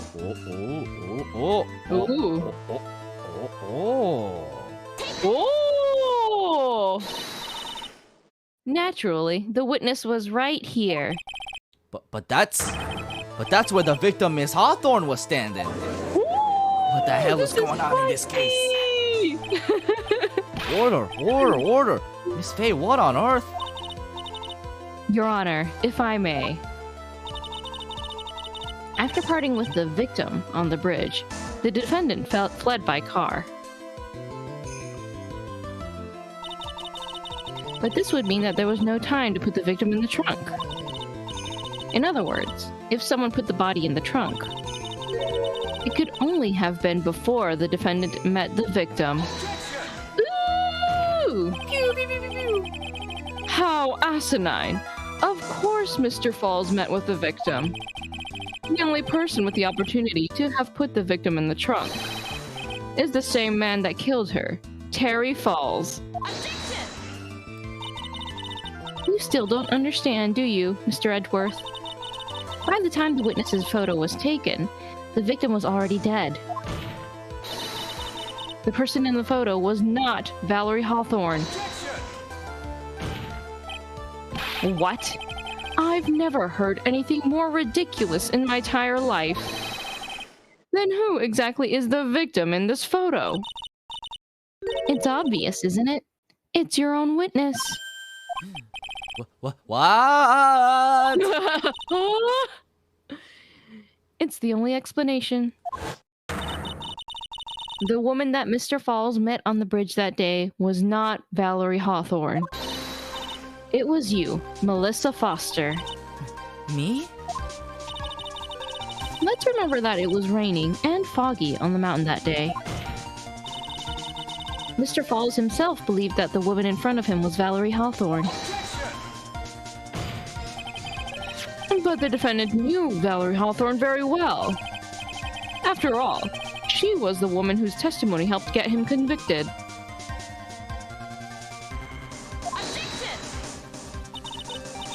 But since then, my client has spent 5 hard years in a federal penitentiary.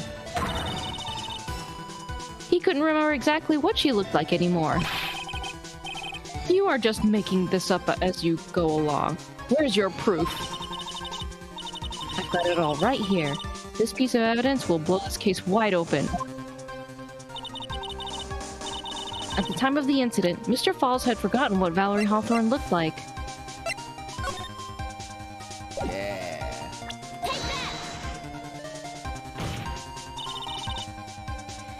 Mr. Fawles had forgotten the victim's face. That's why he needed some piece of identification, namely this muddy scarf. It was Mr. Fawles who requested that she wear this scarf to identify herself. That's already been proven by the note the victim left. In other words, as long as you were wearing a scarf like he asked, anyone could have pretended to be Valerie Hawthorne. Well, what do you have to say to that, Melissa Foster? No. Oh, bro, she got out. blown away. She got carried away from Kansas. Where's Miss Foster? She's collecting herself in the lobby.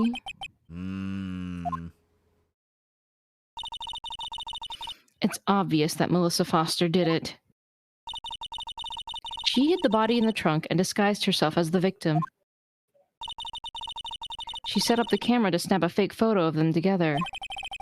The only question is, why did she do it? Well, isn't that obvious? She's the real culprit. Well, we'll have to wait for Miss Foster to compose herself before we start again. Until then, this court is in recess. The defense and the prosecution are both to wait in their respective lobbies. Yes, Your Honor. Understood. Very well. This court is in recess. Oh, thank God. I need to pee so bad. Okay, we're gonna hit that break screen. We'll be back in, Okay, we BRBs. we're gonna BRBs. Like five-ish minutes, probably. The length of one fragrance of dark coffee. Oh my god. All right, I'll be back. That was loud. Hang on. There we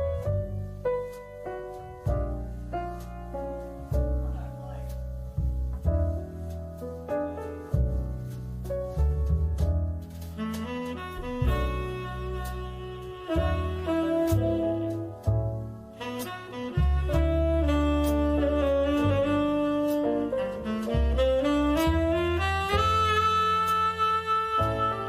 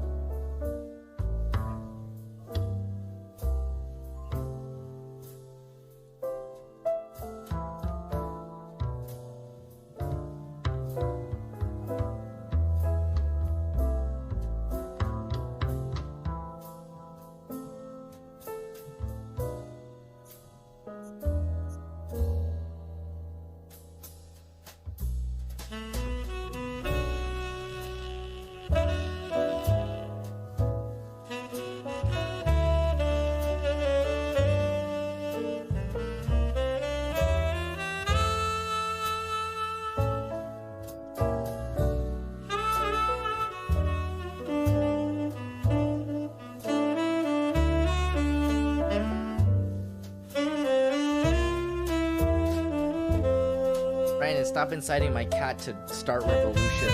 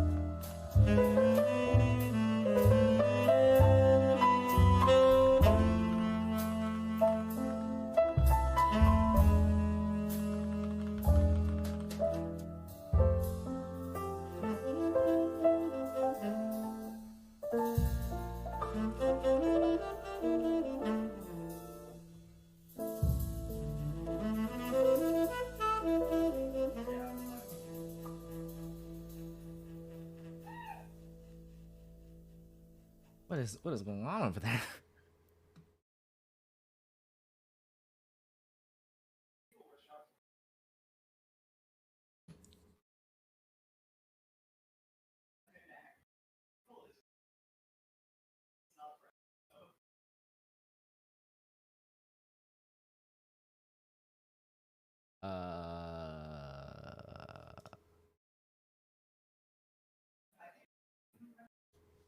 I guess we just play it again.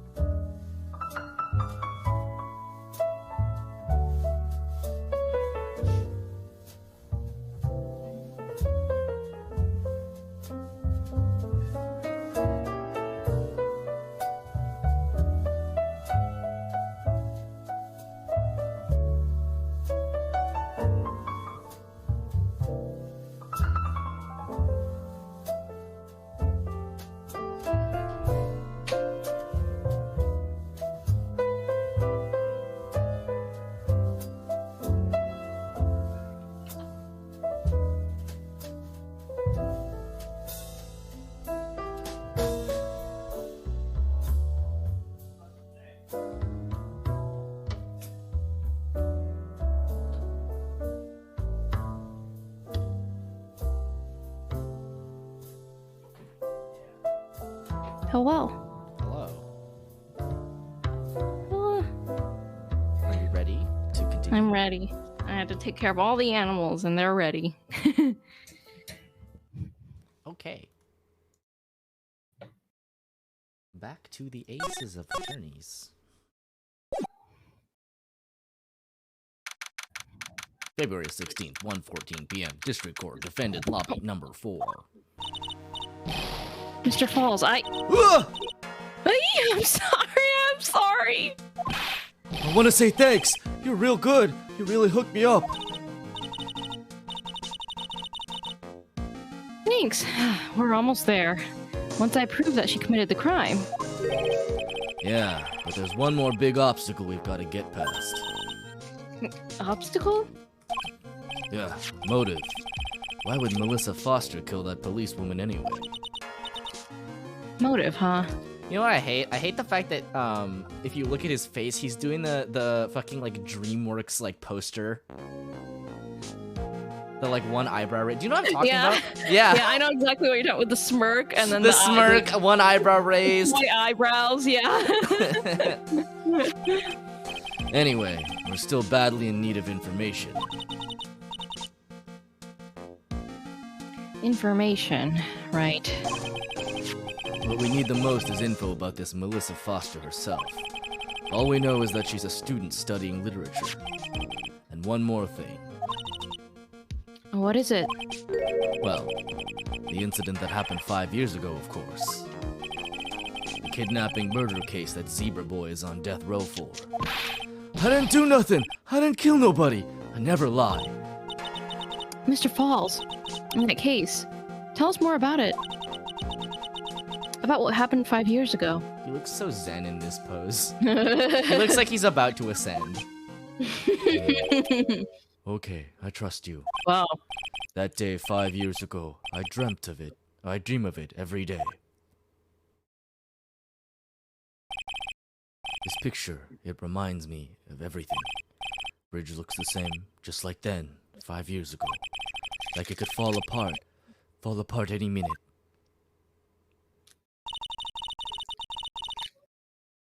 So it's been broken like that for at least 5 years. Lying douchebag.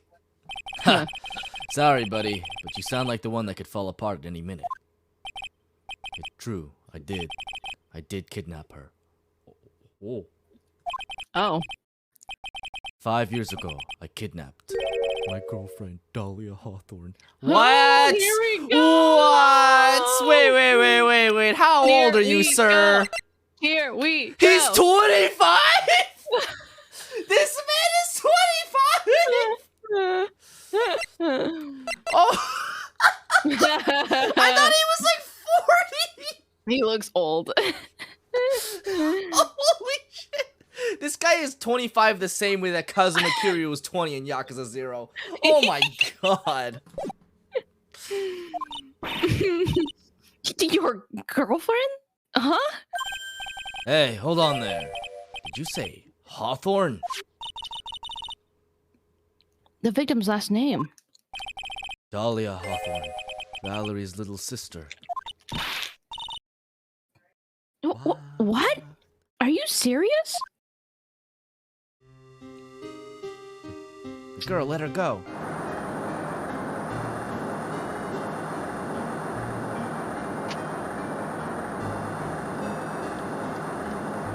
Shut up! Come closer, and I kill her. Sorry, but you're not gonna have the chance. This text is so slow.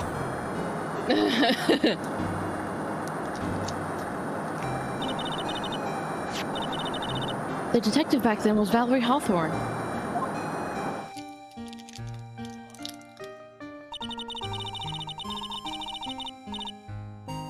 At first I thought shooting someone for kidnapping was crossing the line, but if it was to protect her little sister, I can understand why she did it. I still think it might be an excessive use of force. Wrong. No, protect sister. Valerie, betray me. Betray us. Why does he talk like this? Like a caveman? Like a caveman. What do you mean she betrayed you? I come from the past, frozen for many years. Everything. All lies. All make-believe. Kidnapping, too. A make-believe kidnapping? Dahlia, my girlfriend. My love. My teen angel. Please don't say What? that. I don't Why like did you that. put I don't that? like that at all. Why did you put those words together? No. No.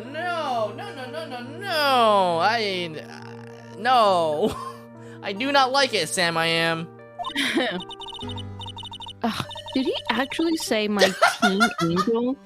He's seen one too many soap operas. Thank you, Mia. I do anything she says. Anything Dahlia says. Anything Dahlia says? Hold on a minute. What you're saying is that the kidnapping 5 years ago was planned by... Yeah, me and Dahlia. And Valerie, too. Valerie was in on it? Dahlia's family rich. Jewelry business. We got one jewel. That's what we thought. Me and Dahlia wrote kidnap note. We sent to her dad. Asked for $2 million diamond. Tell him make exchange on Dusky Bridge. We tell him about... He wasn't talking like this before. Why is he talking like this now? Did you get poisoned, my guy? Is that what happened? We tell him Valerie make transfer because she knew detective. Yeah, he went from like talking like kind of like a country accent or whatever to caveman. like caveman. Yeah. Having a police detective in your pocket is a useful thing, alright. In the end, you were planning on splitting the 2 million 3 ways, huh? Yeah, but that woman...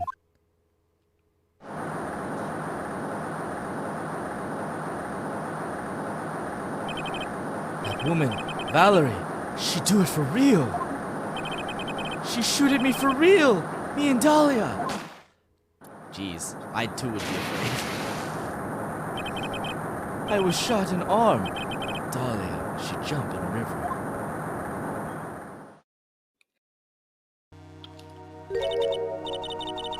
Jump. You don't mean she jumped on purpose, do you? I couldn't do it. I could never push her. Anyway, I blacked out. Wake up with police all over. And that's when they decided to give you the death sentence. I couldn't believe it. That woman, she betrayed me!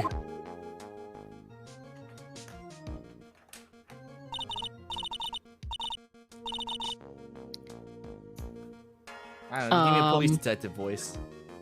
That man, Terry Fawles, he killed her. He threw her off the bridge. He threw my beloved sister into the roaring river 40 feet below.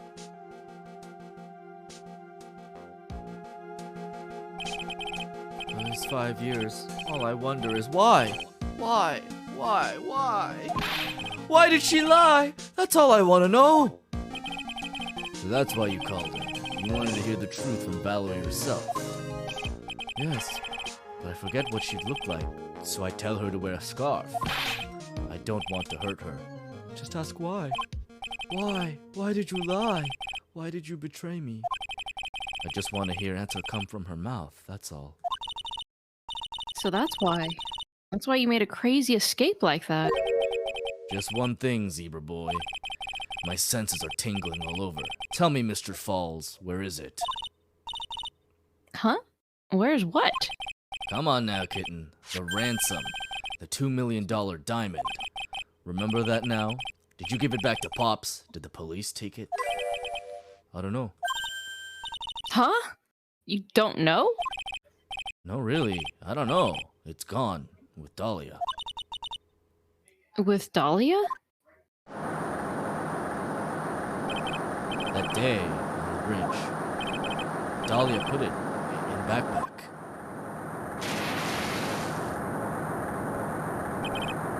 Now gone. With Dahlia. Gone forever. Into Eagle River.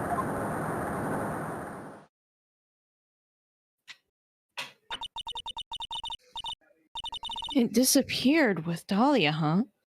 Wait a minute. You can come back in now. We're about ready to go. Mr. Fawles, just one more question. When you said with Dahlia, do you mean the diamond is still missing? Oh boy. Along with the body of Dahlia Hawthorne? Never found her, my sweet Dahlia. They never found her. Swallowed by river, gone. Dahlia, my teen angel. Your teen angel? How old was she anyway? Just 14. And Yo, how old were you? Yo, Danny Phantom, he was just 14.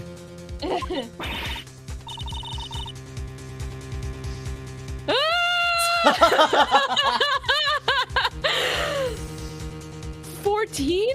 I guess you were robbing cradles before diamonds. Really? You should be in jail, but for a different reason. She plans a fake kidnapping and disappears into the river with a rock worth 2 mil. I'm leaving. Man, oh man, angels these days. I tell you, these biblically accurate angels, they suck. Fawles takes the fall and gets a one-way ticket to death row.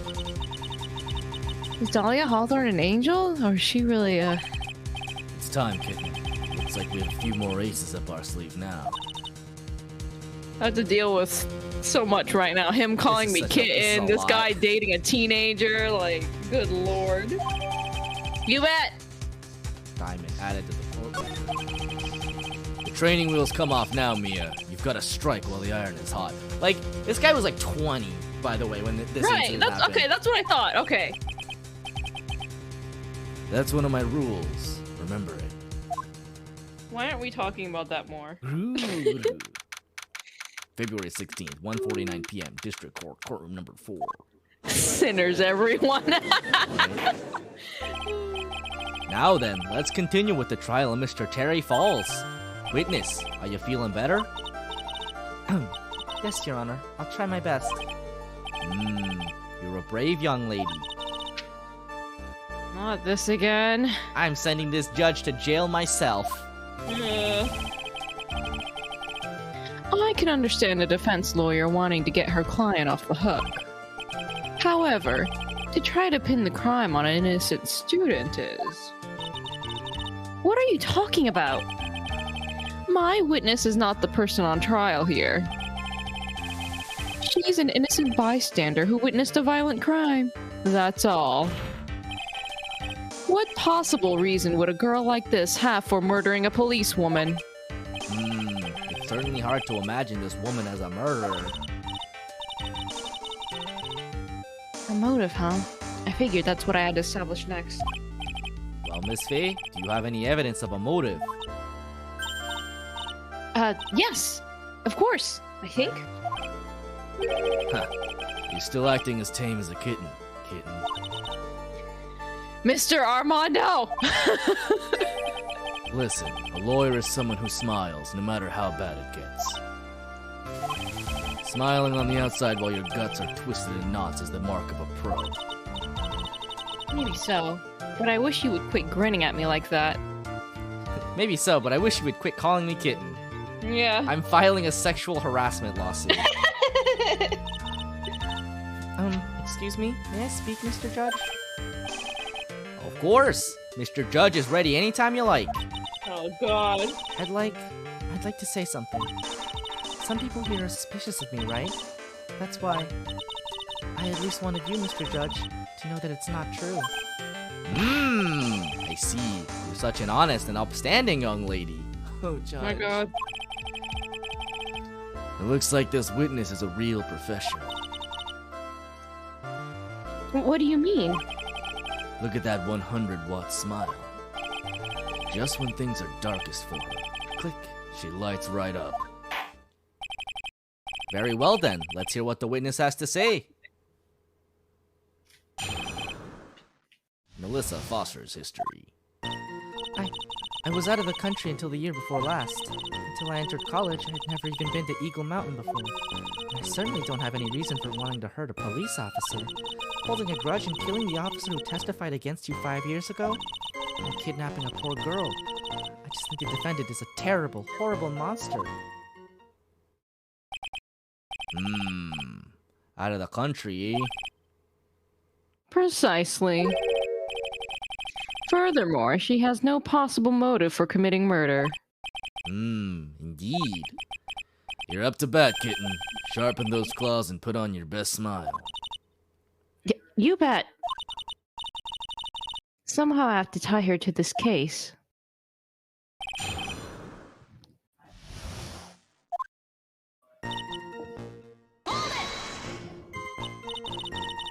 So what country were you living in then? We were all living abroad, but after my parents were killed. It was a brutal civil war. She had to try to make her way back home alone. I lost everything. I didn't even have any personal identification.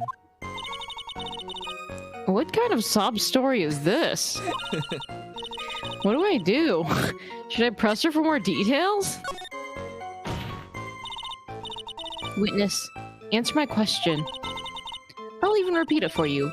What country were you in? Objection! Your Honor, this line of questioning is childish. What country she was in, and how many languages she may speak are irrelevant here. What we're here to evaluate is whether this witness has any connection to this case. I've lived abroad ever since I was a little girl. That's why I could never have known Mr. Fawles or Detective Hawthorne. Yes, I think we've established that point. Yes indeed. Well then, shall we add what you've just stated to the official testimony? Yes, please, Mr. Judge. Naturally, I didn't know either the victim or the defendant. You didn't know either person? Are you certain of that? Yes, I'm afraid I'm rather shy around people. Oh well, that can't be helped. Why is he just agreeing with everything that comes out of her mouth? The first time you saw either of them was when they were on the bridge, correct? Yes, it really was a coincidence.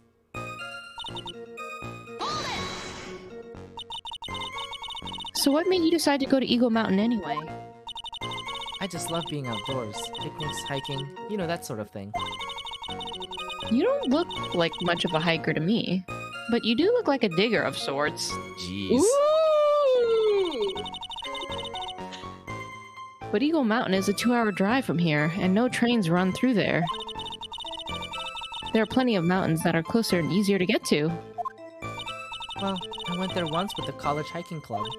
I fell in love with its stark, desolate beauty and its cold, yet romantic gloominess. Didn't know you were such a goth. By the way, what's the name of your college? Objection! The prosecution objects to any questions that involve the witness's private life. All that matters is that she is a material witness to a crime. The witness doesn't need to respond to questions that are clearly malicious intent. Thank you. She's really gone too far. Miss Faye, you're treading on thin ice here. By asking what school she goes to? Yep. How I dare hardly you? said anything. Talk about sensitive. I was born with paper skin and glass bones.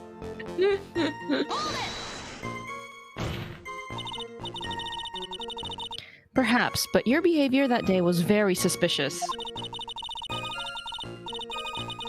Not only have you contradicted yourself here in court, but you know things you shouldn't. Pure simpage. For example, the scratches on the trunk of the car. That's... Objection!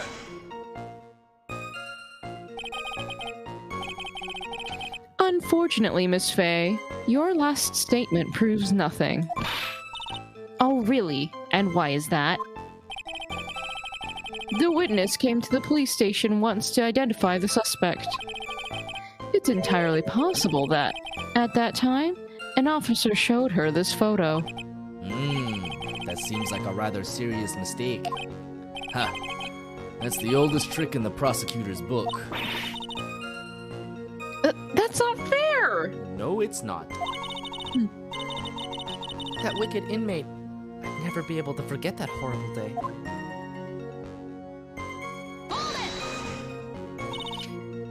A grudge?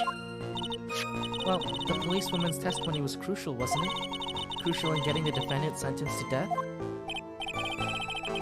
Yes, and that's precisely why he harbored such deep anger against her. So much anger that he forgot his own guilt. My client has always maintained that he's innocent of those charges. He seems rather forgetful. Your client, I mean. Not only did he forget about what he did, but he forgot the poor policewoman as well. What do you mean by that? Your client. He forgot what the detective looked like, right? It's too bad for her that he didn't forget about her testimony as well. Well, she's right about that. Mr. Fawles is kind of forgetful. You said he forgot what the detective looked like. What did you mean by that? Well, he couldn't tell who she was without some kind of identification, right? Quite right. That's why the victim was wearing a scarf as identification. Why, if I had been wearing a white scarf that day, then he probably would have tried to kill me. That's true. He's clearly a bitter man. This is bad. Mr. Fawles' reputation just keeps getting worse and worse. Why would Mr. Fawles do this? Sometimes it's best not to poke too deep. What should I do with the last statement? Your Honor, what the witness said just now was tremendously important. I'd like it added to the official testimony. The prosecution has no objection. After all, the defendant is a killer, and a mentally unbalanced one at that. That testimony only helps to further prove that point.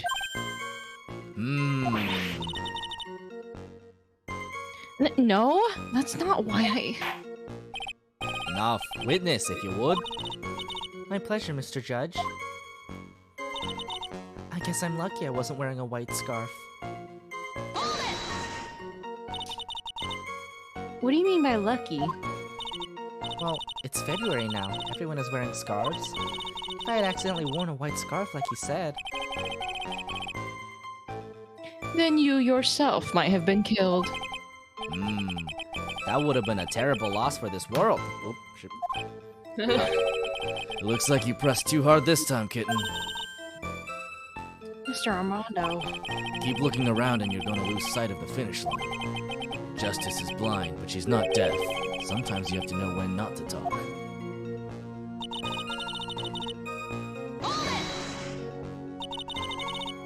You knew about that incident? But weren't you out of the country until the year before last? Well, I saw a report about the escaped convict on the news. They had an in-depth report about his whole history. So, you were still living abroad 5 years ago, is that right? Yes. You can't let her get away with these lies. Listen to me, she's neck deep in this whole thing. Somehow, you're just gonna have to get her to show the court her true self. Alright, well, so, let's see. This is not a white scarf. Objection! Witness, I want you to look at this photo you took. It's hard to see in the photo, but look at the scarf the victim wore as identification. Ah, you're talking about this scarf right here, eh? Yes, that's it. The scarf the policewoman was wearing. I've got her now. Just don't mess up. But that's strange. In your testimony, you stated the following. I guess I'm lucky I wasn't wearing a white scarf. But why? This is the scarf you identified as belonging to the victim. But it certainly doesn't look white to me. Oh, Oh, that's true. Maybe she's colorblind. Well, it was foggy that day, and it was raining as well.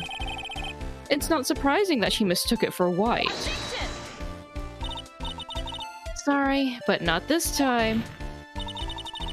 The witness just confirmed that this was the victim's scarf. Yeah, but what's the significance? It's true that the scarf doesn't look white, but There's only one explanation for this mix-up. The reason why the witness thought the scarf was white is... Yes, yes, yes! Yes, yes, yes. Witness, have you ever seen this note? note? No, never. It's top secret evidence. There's no reason that you would have.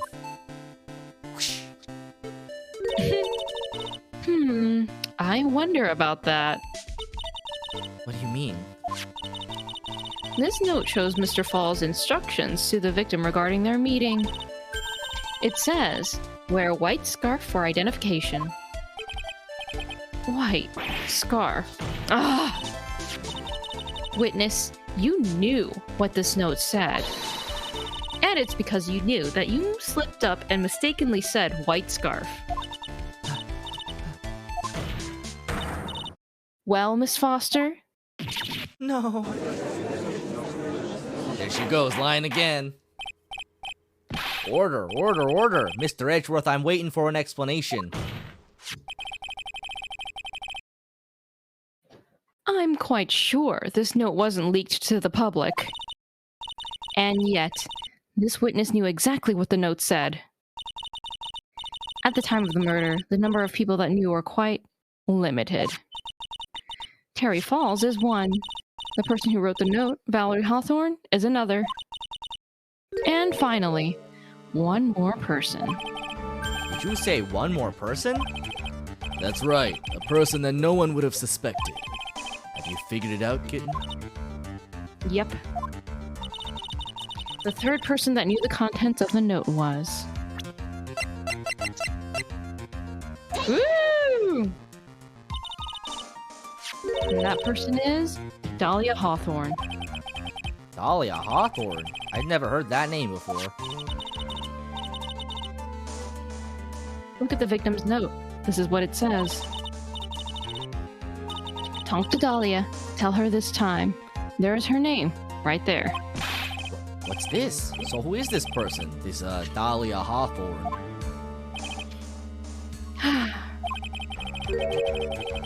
Miss Fay must be desperate if she's trying to bring the dead back to life. Dead? Dahlia Hawthorne was the victim's deceased younger sister. She was killed in a crime 5 years ago. Killed in a crime? You don't mean... Yes, she was kidnapped and killed by Terry Fawles.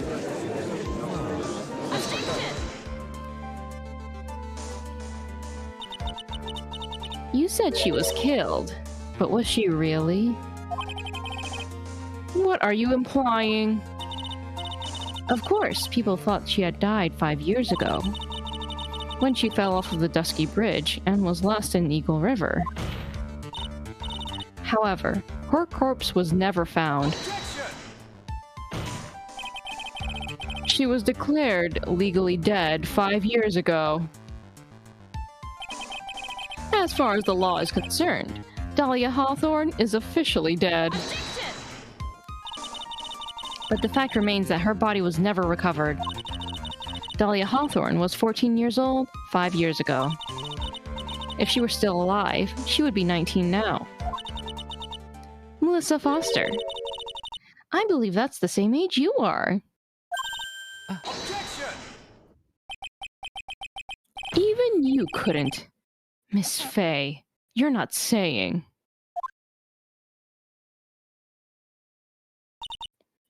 But I am. That's precisely what I'm saying. This witness before us is the girl that was kidnapped and killed 5 years ago. This girl is in fact Miss Dahlia Hawthorne. What? Ha! Nice work. That was like tossing a grenade into a 3-alarm fire. But unless you can tie all the loose ends together, you're nothing but a hit-and-run arsonist. Armando, what? I understand. You understand, Mia? Do you? Do you? Yeah, do you? I think there might be some other problems if you're beginning to get on his wavelength. If I can expose her true nature, I can turn this whole case on its head. Now's my chance to make Mr. Edgeworth squirm. Witness, just who are you anyway?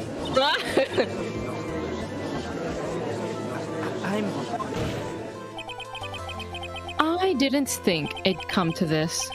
That's enough. You don't have to say any more, witness. Yes, I understand. What? Mr. Edgeworth, explain yourself.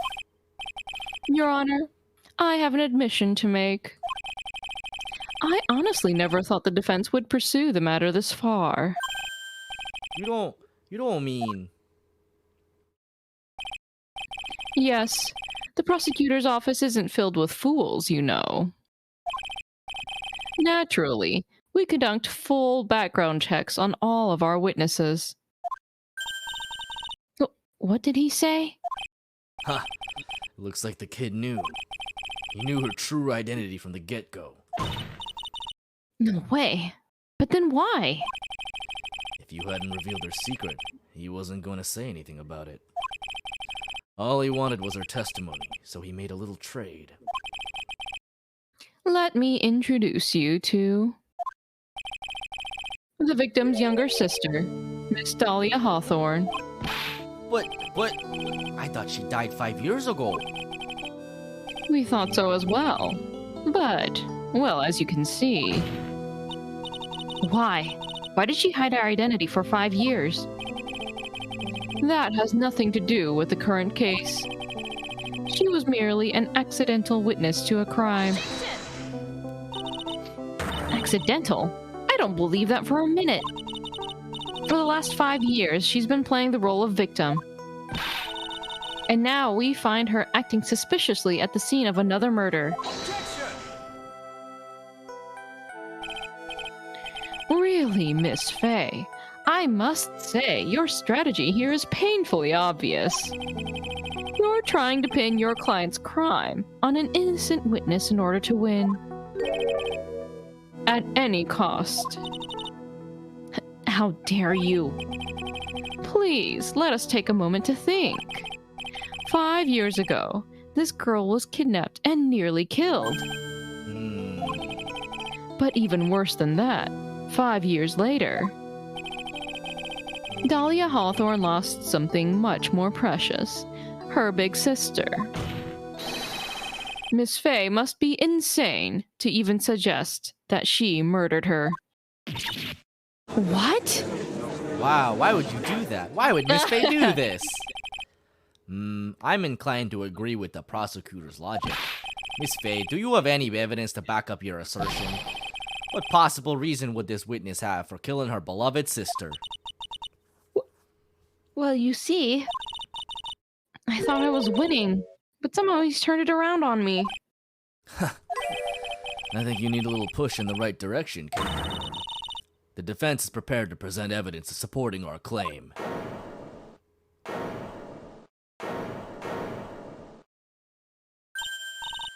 That wasn't me.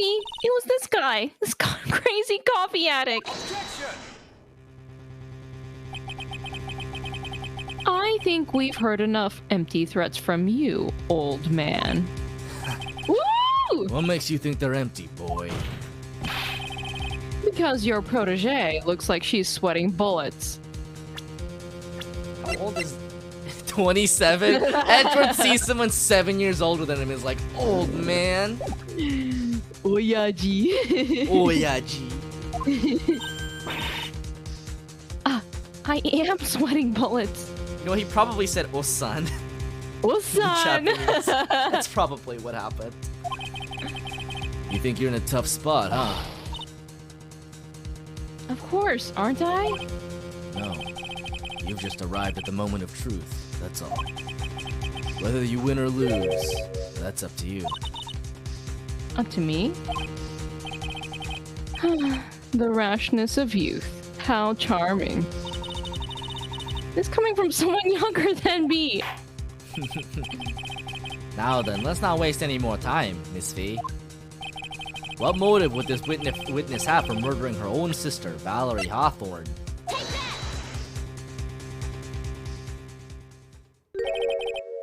What is this? Is this the defense's idea of a joke? If so, I certainly don't get the punchline. Well, Miss Fee? Oh, that was the rashness of youth. The rashness of youth? And what is your point in furthering such a stereotype? That witness stayed hidden for 5 years, kitten. There must be a good reason for that. And somehow it must involve Valerie Hawthorne. One more time, Mia. One more time, Mia. You gotta read the court record more carefully this time. Okay, let's try again. We got this. We should save. Oh god, we missed a chance. It's fine. I think No. I have a 100% guarantee. It is definitely this victim's note that says, "Tell her this time the whole truth must come out." What's life without a little spice? The story starts after Terry Fawles escaped. The spice of life. I say as I say.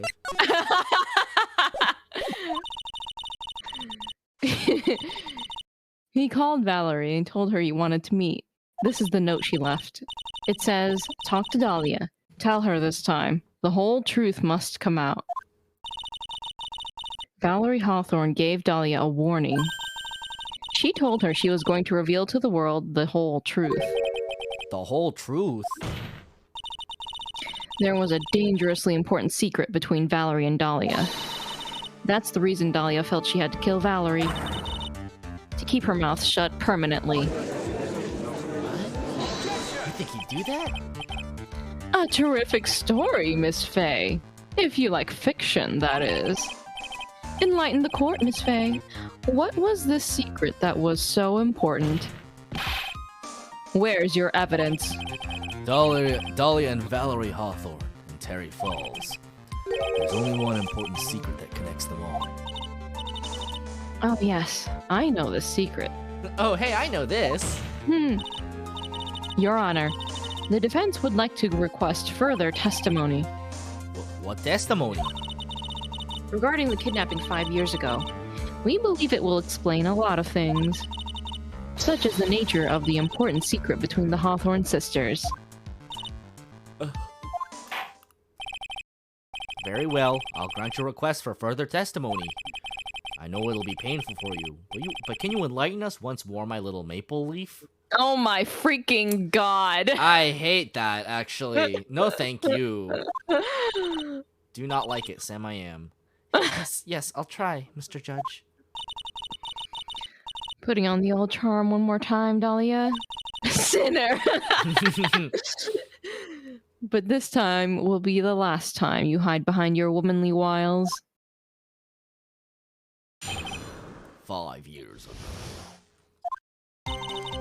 5 years ago, I was kidnapped by Mr. Fawles.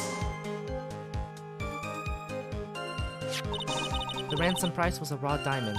My sister Valerie brought it to the bridge. After she made the exchange, she shot Mr. Fawles in the arm. None of you were free from sin. That's when Mr. Fawles tried to kill me by shoving me off the bridge from behind. I survived, but I was afraid I might be kidnapped again for my family's money. So I decided to change my identity and start a new life.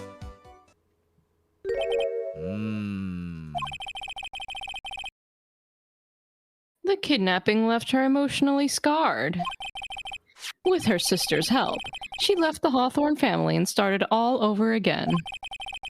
And we're to believe, after all that, she murdered her sister? Preposterous. Thank you, Mr. Edgeworth. Miss Fee? Yes, Your Honor. As you've heard, the witness is still traumatized from the kidnapping. I'll ask you again to be extremely gentle in your cross-examination. Mr. Edgeworth got the jump on me again. If we're not allowed to fight, then let's twist some arms. Listen up. We've still got that info, that ace up our sleeve. What info? Come on, kitten. Don't say you've forgotten already. The fact that the kidnapping 5 years ago was staged. That's right. It was a fake kidnapping. Terry Fawles told us that in the lobby. I'd do anything she says. Anything Dahlia says. What you're saying is that the kidnapping 5 years ago was planned by... Yeah, me and Dahlia. And Valerie, too. Yes, that's it. The fake kidnapping is your best shot, Mia. That's her secret.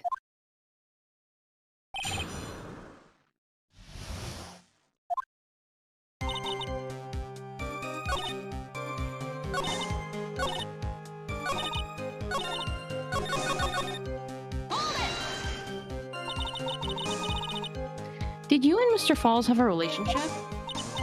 Yes, as a tutor. You were tutoring him? Mr. Fawles? No, of course not. Don't be ridiculous. Mr. Fawles came to the house to tutor me. That makes sense. 5 years ago, she was only 14. He probably came up with the kidnapping plan during that time. The Hawthorns are in the jewelry trade and are quite wealthy, you see. Quite the clever fellow, that Mr. Fawles. Did I hear him right? Did he just call Mr. Fawles a clever fellow?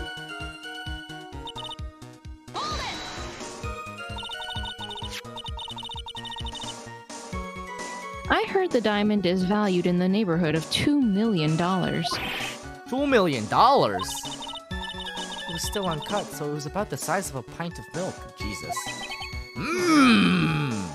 $2 million pint of milk. I don't know what to think about that.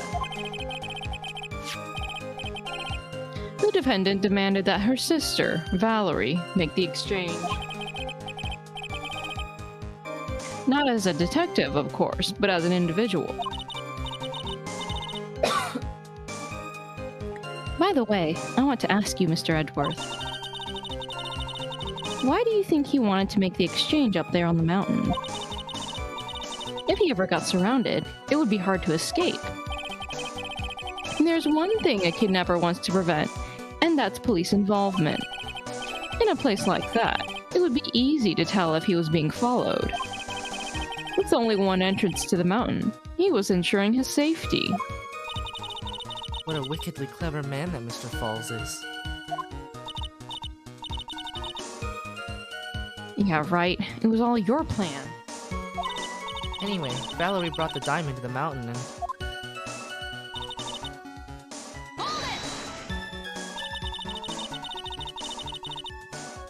That was a dangerous thing to do considering you were being held hostage. Yes, but... Actually, that saved my life. What do you mean? You see, Mr. Fawles was holding a knife in his right hand. Somehow, I just knew he was going to use it. I knew he was going to use that knife to kill me. But he didn't. That's why my sister shot him. It was to save me.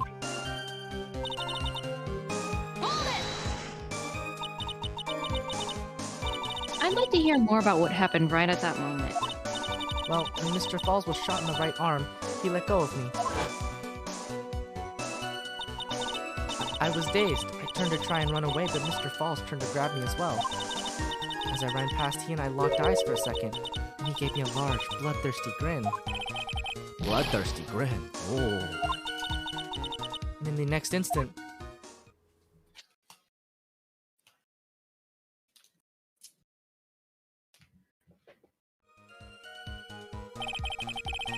I advise the court to remember that the river is 18 feet deep and incredibly swift. I was a strong swimmer, but I was knocked out. When I came to, I had been carried away by the river to a strange place. I'll never forget that day. A crumbling bridge, nowhere to run, and just one little shove from behind. That was it. Before my sister could catch me, I fell into the river.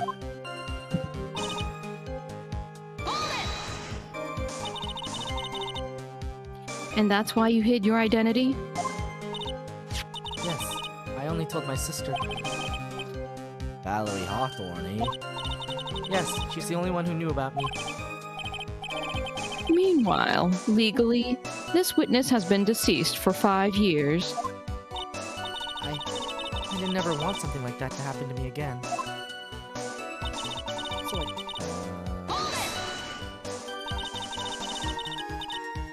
And that new identity was Melissa Foster, correct? yes, my sister helped me get the official paperwork taken care of. That makes sense. Without an insider's help, doing all of the paperwork would have been impossible.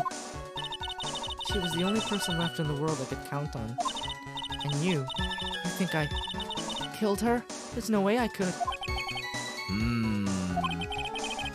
It's the moment of truth for this witness, too. Once the truth about this staged kidnapping comes out, everyone in the court will know how much of a Jezebel she really is. I've just got to prove that kidnapping was a hoax.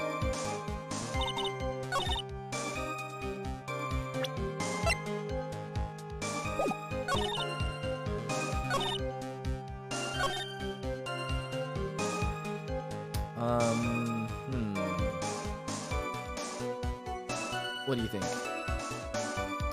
I don't know. I swear I won't be kidnapped again for my family's money.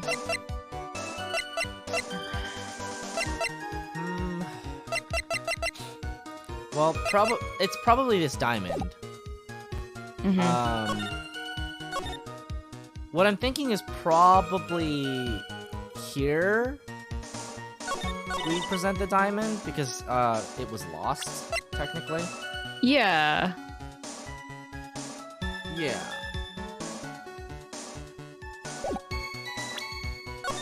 Yeah. Objection! Oh no no no. No. Oh my god.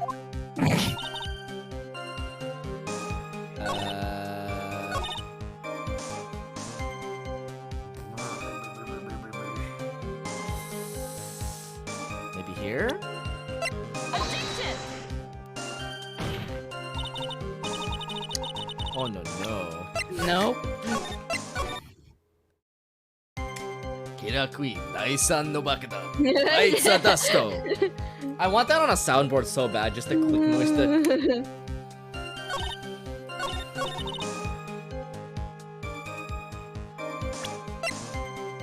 what profiles do we have?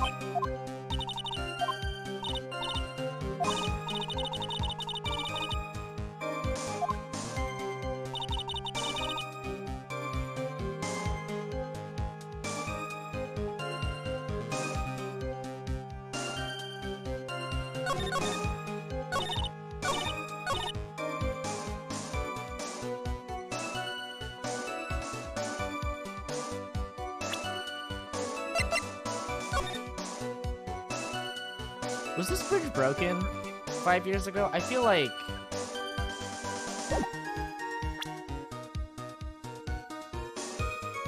Didn't someone mention that?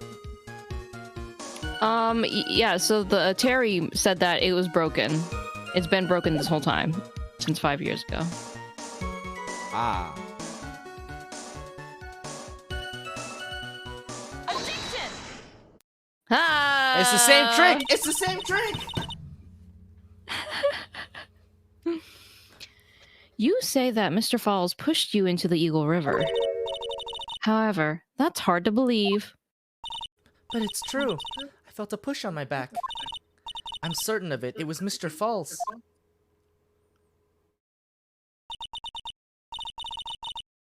I'm sorry. I guess I wasn't clear enough. I shouldn't have said that's hard to believe. I should have said that's impossible. Impossible? I ask that the court recall the condition of Dusky Bridge, now and 5 years ago.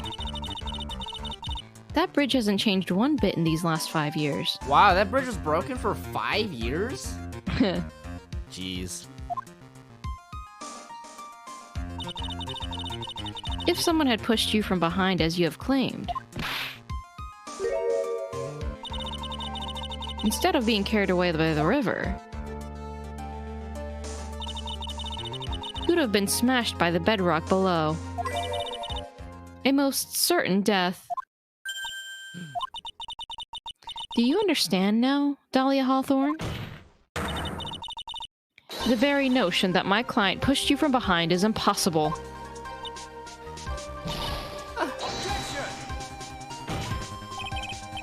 Your Honor, this event occurred 5 years ago. Why, for all we know, the water level in the river may have been higher back then.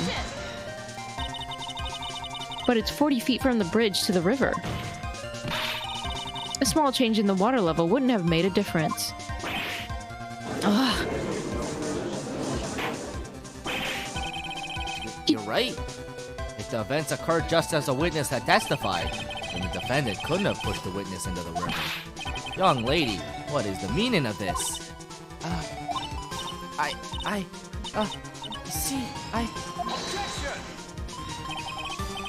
Just a moment, Your Honor.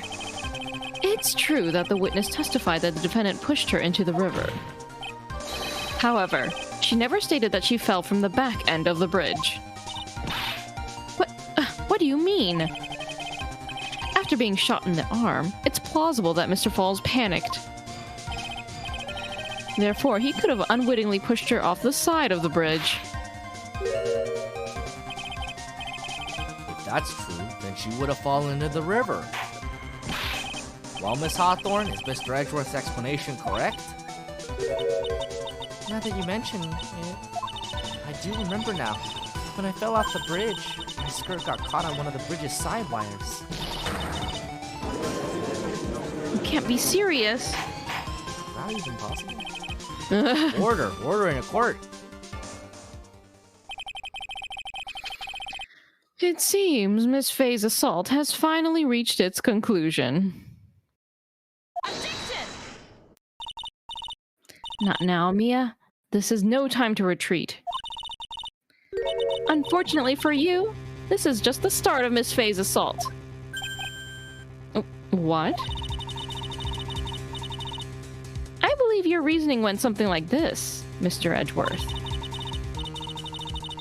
After being shot in the arm, it's plausible that Mr. Fawles panicked.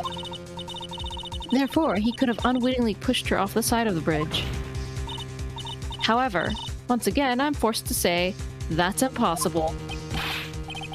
Ridiculous! What's so impossible about it? Because your flawed logic contradicts the court record.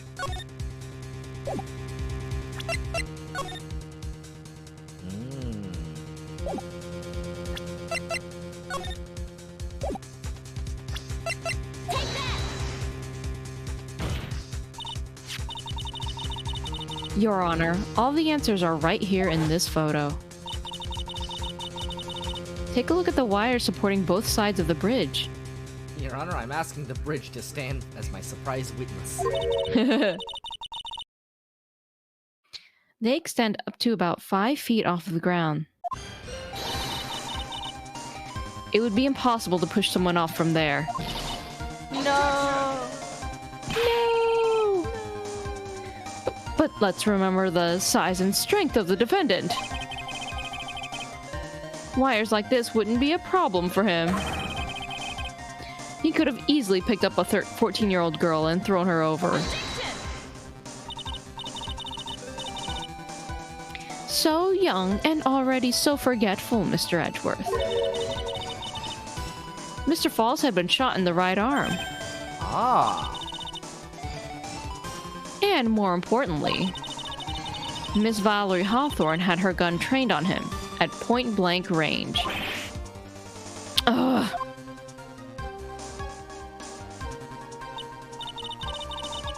So, Mr. Fawles throwing the witness off of the bridge? That is clearly impossible. Gah! Sure got him there. Order, what is the meaning of this? Dahlia Hawthorne. What? Indeed. What do you mean by such a ridiculous remark? Yes, it's ridiculous. My sister was there to help me. She had her gun and handcuffs. She could have saved me. Jumping into a raging river like that would have been suicide. Objection! Perhaps, but still, that's exactly what you did. You were probably confident that you could handle the swift current. But even more so, the witness had a much more compelling reason for jumping into the river. Oh, then what was it? What was so important that she'd want to jump into the river? The witness is still alive. This fact alone explains everything. This is why she risked her life by jumping into the rapids of the Eagle River. Bam! 5 years ago. Something else disappeared along with Dahlia that day. The item that Valerie brought up the mountain with her, the $2 million diamond. Ah! No, it can't be. Yes, Dahlia had it all planned from the beginning. The $2 million, she was going to keep it all for herself.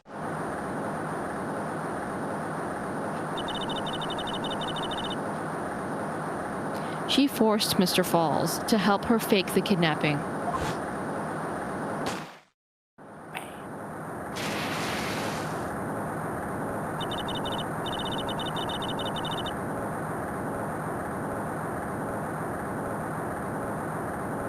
At the last minute, she betrayed him and threw herself into the river, with the ransom tucked away safely in her backpack.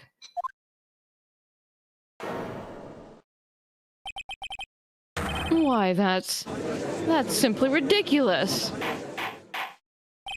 Order, order, order. Your Honor, 5 years ago, the witness was only 14 years old. Do you really think a 14-year-old is capable of such a demonic plan? This woman is a demon. And there was one more person who helped make a demon out of her. Her sister, Valerie Hawthorne. You mean the victim was involved in the kidnapping plot as well? But she was a detective then. You're saying she participated in her sister's kidnapping? Precisely. I'm sure that it weighed heavily on her conscience for the past 5 years. This is the sole reason behind the victim's murder. What do you mean by that? On the day of the murder, after receiving the phone call from Mr. Fawles, Valerie called her sister, Dahlia. And then she told her what she was planning to do. Planning to do? She was going to tell the whole truth, as she wrote in her note.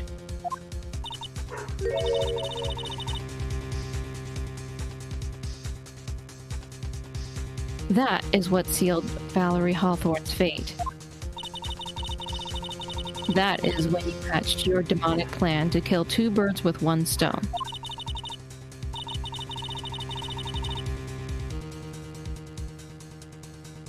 A plan that would ensure neither of your accomplices to the kidnapping would talk. And that is why. Bark, bark.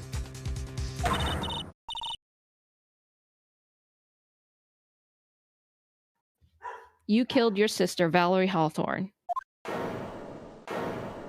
Bah, bah, bah.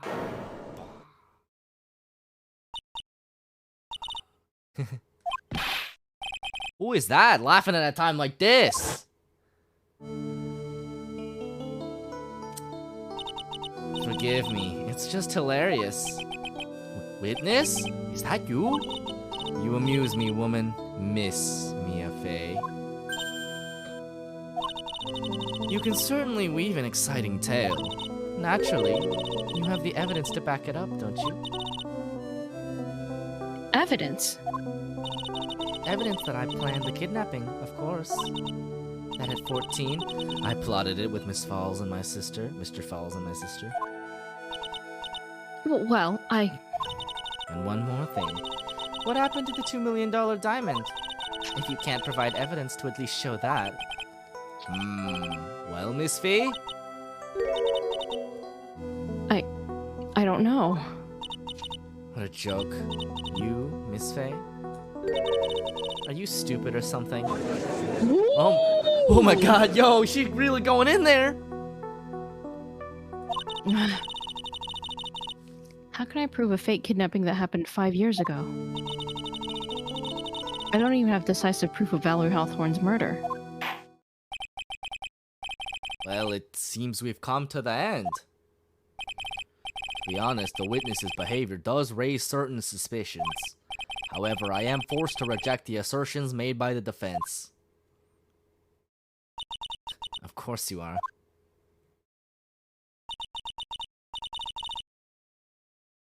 Is this it? Is it really over?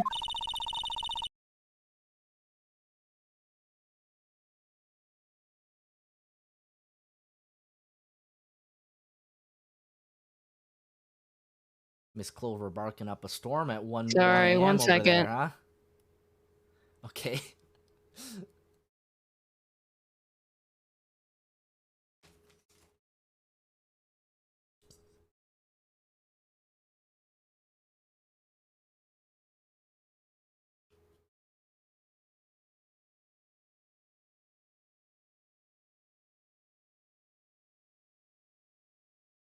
Well, in that case, why don't we take a small BRB break so that I can go to the bathroom? Here, I'll put on some fragrance of dark coffee for you. Alright, apparently there's people like making out on our driveway, and my roommate is very upset by that, and so he's taking Clover out to bark at them. What? What? What? I don't know. I don't know why. What? I think you should just leave him alone. What? What? What? That's a lot. Yeah. He apparently like walked by them to like, you know, move like the trash bins from the street to like up the driveway, and they stared angrily at him, and that pissed him off even more, so now he's taking Clover out there to bark at them. Oh my god. I mean, this honestly tracks, but also like, why are the people making out on your... It's like 1 a.m. There's like a party going on next door, and I guess Oh they're my an extension of that party. What? But yeah, he got upset that they looked at him like he was, you know, What? invading on their date, even though they're in our driveway. Having a party? I don't care. COVID's not over, folks. Everyone's guilty. Everyone guilty. They want to make out on our driveway. It's like whatever, but I guess, so. I guess my so. roommate like doesn't like it. All right. Well, I'm still gonna to BRB and pee before we continue this. Okay, I'll be back.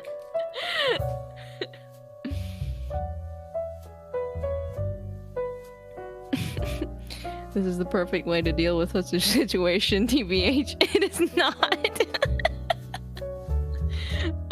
Yeah, I would have just... I don't care, dude. If they want to do that stuff, then as long as they're not somehow messing up our driveway, whatever.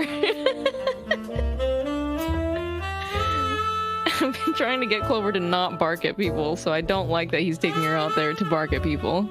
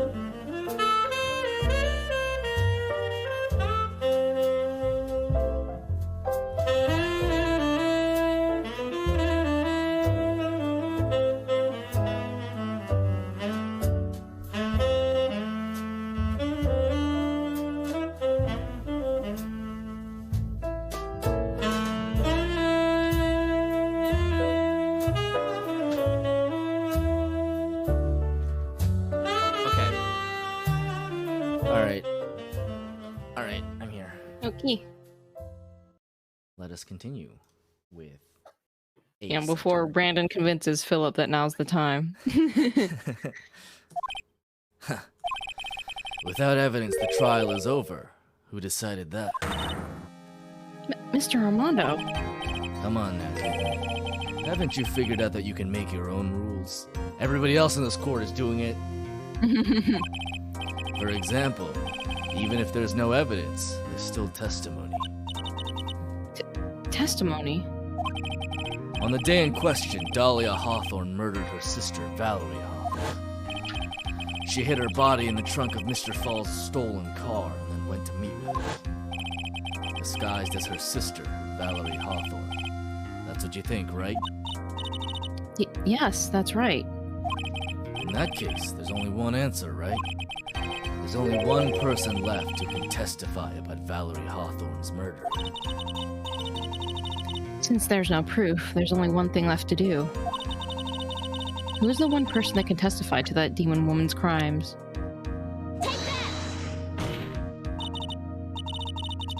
Your Honor, the defense wishes to call a new witness. A new witness? Yes, we would like to hear the testimony of Terry Fawles. The defendant.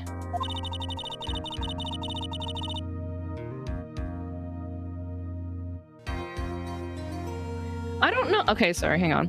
I don't know what's the. Why did you have to chase them out? I don't care if they're in our driveway. Why do you care? Because they're like two grown-ass adults making out in our driveway. That's weird. What do you If mean? it was like two teenagers who are like, they probably can't make out at each other's homes because their parents are there, and it's the two grown-ass adults have no business. They can make out in their car. Why are they making out in our driveway? Because they probably just don't want to like disturb the party or whatever. They want to be away from the party. Right, then get in your car.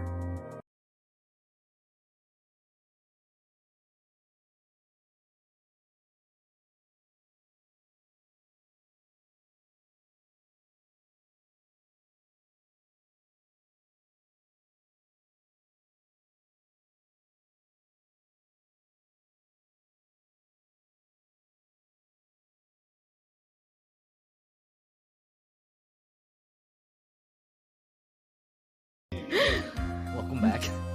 Thank you. You just went on one. There's only one person that can shed any further light on the situation. Only one person that knows what Dahlia's role in the kidnapping was. Only one person that can say whether the person in the photo is Valerie Hawthorne. Or whether it was in fact her younger sister, Dahlia, disguised as her. There's only one person who can solve this riddle once and for all. And that person is Terry Fawles. Mr. Ball and Chain himself. Mr. Terry Balls. Wow. Well, Mr. Edgeworth, what is your take on this? Why not?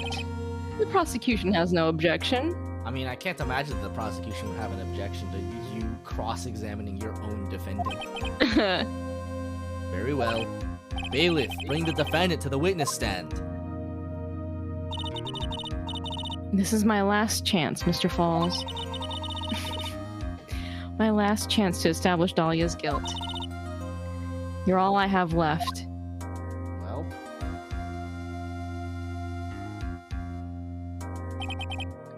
defendant, you've heard everything that's been said up to this point, yes? I don't believe it. No way. Dahlia died 5 years ago. Valerie betrayed me.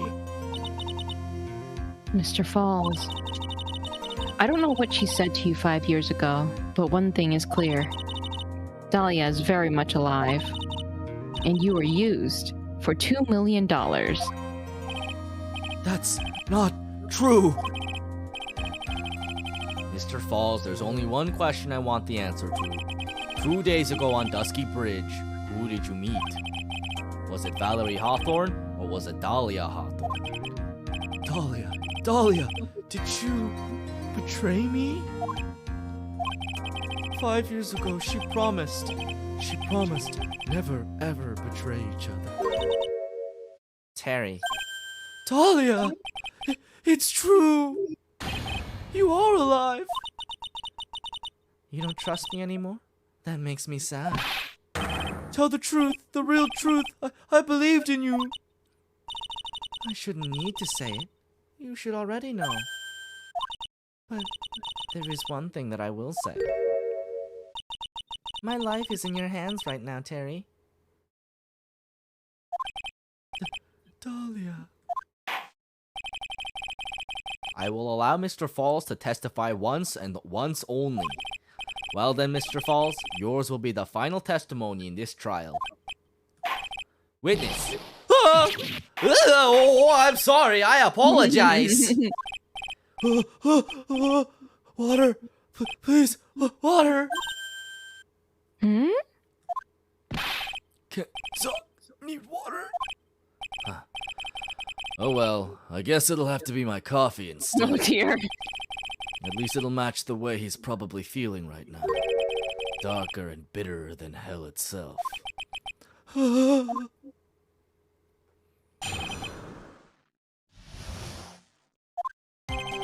That day, 4 p.m., I stopped the car. I was in front of the bridge. She wasn't there, so I waited on bridge. I watched my car from bridge. I never put nobody in that car. Finally, one woman came. She stood in front of me. We talked. Then she left. That was Valerie, not my Dahlia.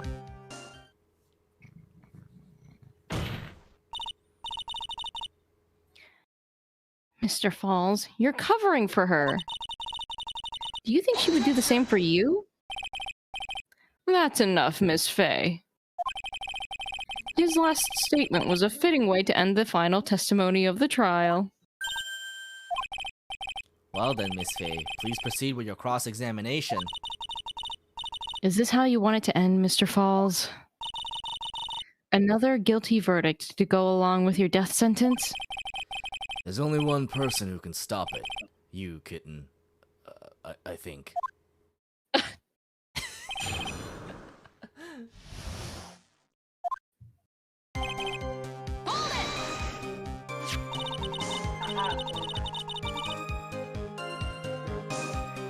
According to the note, the meeting was supposed to take place at 4:30.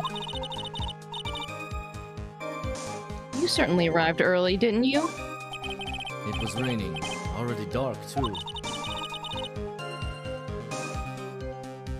You waited on the bridge for 30 minutes? Mr. Fawles? Eagle Mountain. That spot. Strong memories. Why did he just clam up? Could it be he's hiding something here?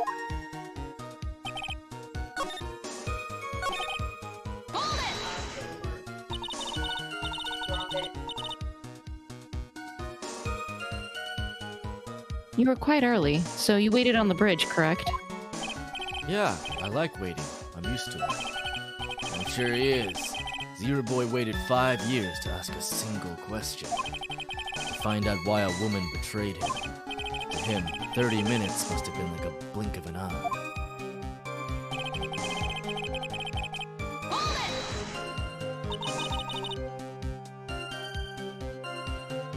You were watching the car? That bridge, other side is broken. Nobody can come from there. So, I was watching car.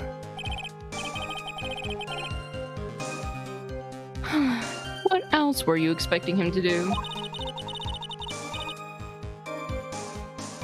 I suppose that's the obvious thing to do, but... something's bothering me. I'm getting that feeling. A contradiction? I wonder what's on the other side of the broken bridge anyway. No one lives there. There's a small shrine up on the mountain, but that's it. Anyway, nobody came, no car, nothing.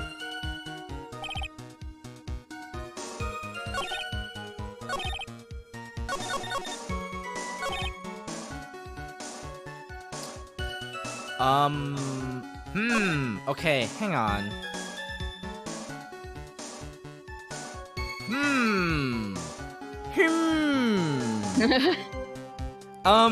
So here's the thing, right? Uh-huh. I'm gonna say before I do this because I don't know for sure, but if he's watching the car from the bridge and the woman comes, they're standing on the wrong side, right? For this photo. Yeah. Objection!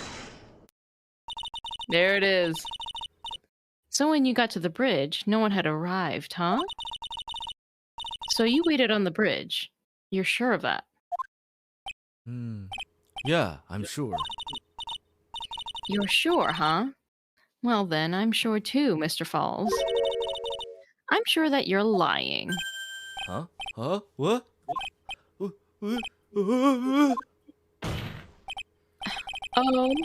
I would love to hear your rationale on this, Miss Fay. You want to know who arrived at the bridge first? Just look at this photo. It's perfectly clear. Obviously, the person that came first would be the one at the end of the bridge, right? But that's the victim at the end of the bridge. Precisely my point. In other words, Mr. Fawles. Brought you something. You brought me something? Yeah. Wow. A gift for you. Wow, thanks. Yeah.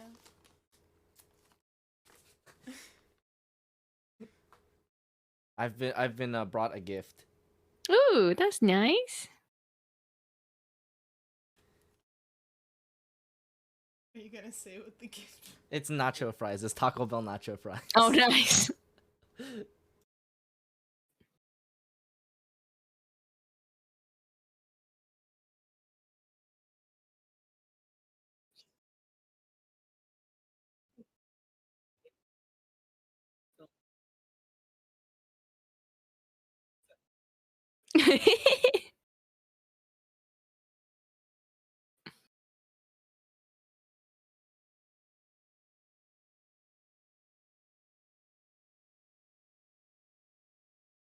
Nacho fry. Okay. Anyway. He must have arrived at the bridge after she did. Yeah,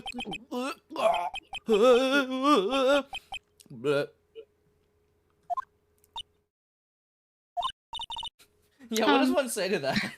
Mr. Fawles. Please don't get so worked up. We just want the truth. I got there around 4 o'clock. It's true? I had somewhere to go. Special place. Did you go to this special place before you went to the bridge? Yeah, it's an old temple about 15 minutes from the bridge. 5 years ago, me and Dahlia, we promised each other. We swore we wouldn't betray each other. She brought a memento to represent our love. A memento. 5 years ago, I hid it under base of tree there. Oh my god. It's a special memory for me. This is what I went to get. Is it a bottle on a necklace as your memento? It's quite charming, but it looks empty. Your Honor, you heard what my client said. He arrived at the scene at 4 o'clock. But he then left his car unattended and walked away. He was gone for approximately 30 minutes. Ugh. With that much time, Dahlia Hawthorne could have easily hidden the body in the trunk of his car. No! Indeed. There certainly was enough time for it. I've still got a chance.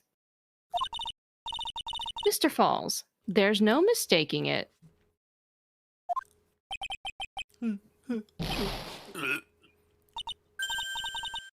Huh?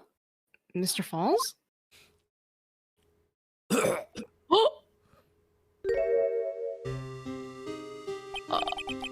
That's enough. Please. Witness?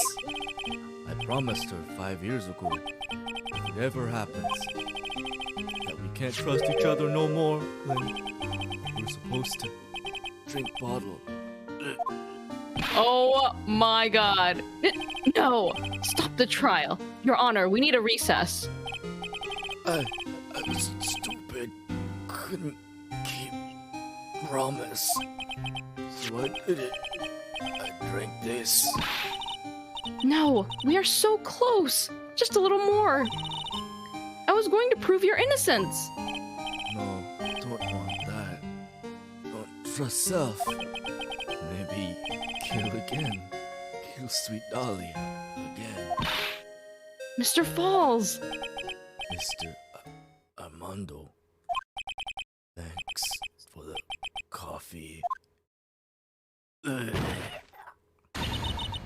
Mr. Fawles!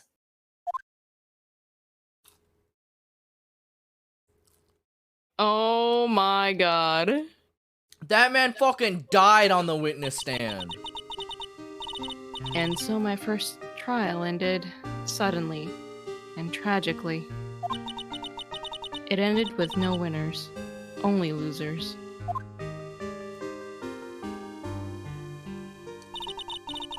I ended up with a wound that cut so deep into my soul, I thought it'd never heal.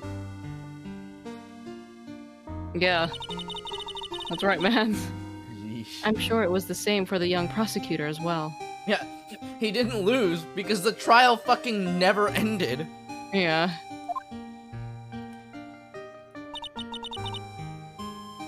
But one person, the true criminal, Dahlia Hawthorne, she left the courtroom with a secret smile on her demonically sweet face.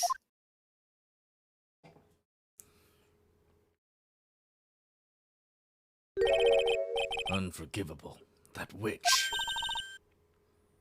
Mr. Armando, We were so close to the truth.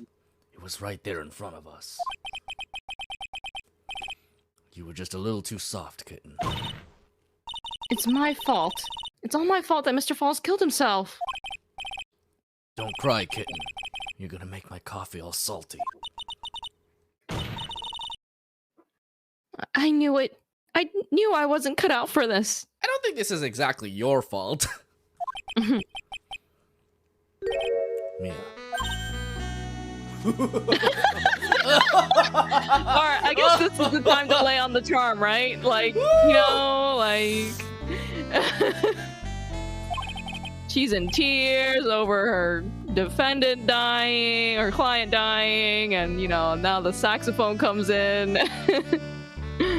Don't you get it? Armando, a man is dead. You can't You cry can't just yet. turn on your theme like that. It's so good though. Don't you get it? You can't cry yet. That man crushed his coffee mug.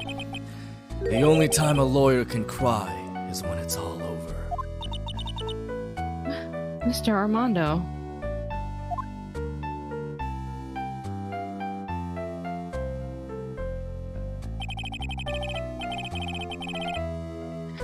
No matter how tough the case, no matter how bitter the memories, they always fade over time.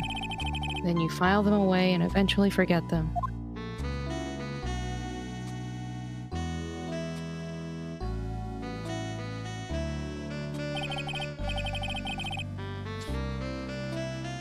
One year later, in this very same courthouse, I myself got wrapped up in that case.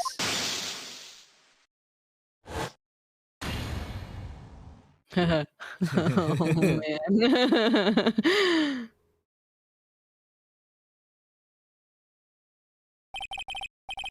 Only after that did Dahlia Hawthorne get put on trial for her crimes.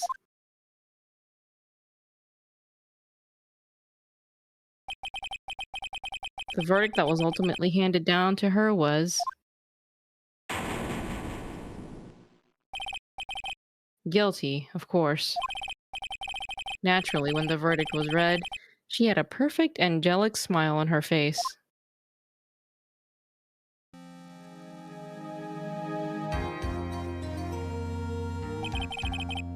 It was finally all over. At least, that's what I thought at the time. Unfortunately, I couldn't have been more wrong. It's been 5 years, but now something has happened that's made me remember all this. Phoenix has been repressing these memories for 2 games.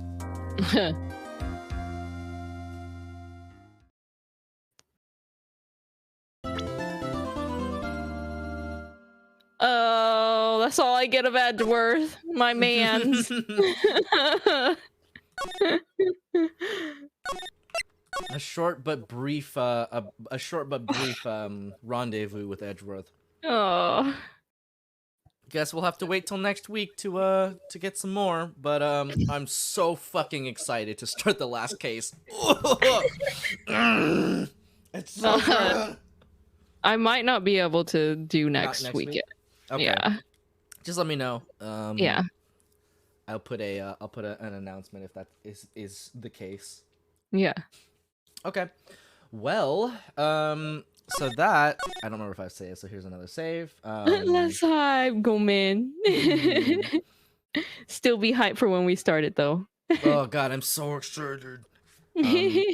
But thanks for coming out. That was I like, this is one of the things I really like about this game is that they just kind of put a case that's not like attached to any of the other cases, but is like story wise. Because the normal progression is like you get your trial only case, and then you get your 2-day case, and then you get your 3-day case, and then the last one is like a 3-day case. But this one you get like a sweet little like cool flashback reprieve in the middle. Yeah, they or changed right it up. So yeah, I like that a lot. That's one of my favorite things about this game. I'm so excited. Okay. Well, thanks for coming out. We will see you probably in 2 weeks then. Goodbye. Bye-bye.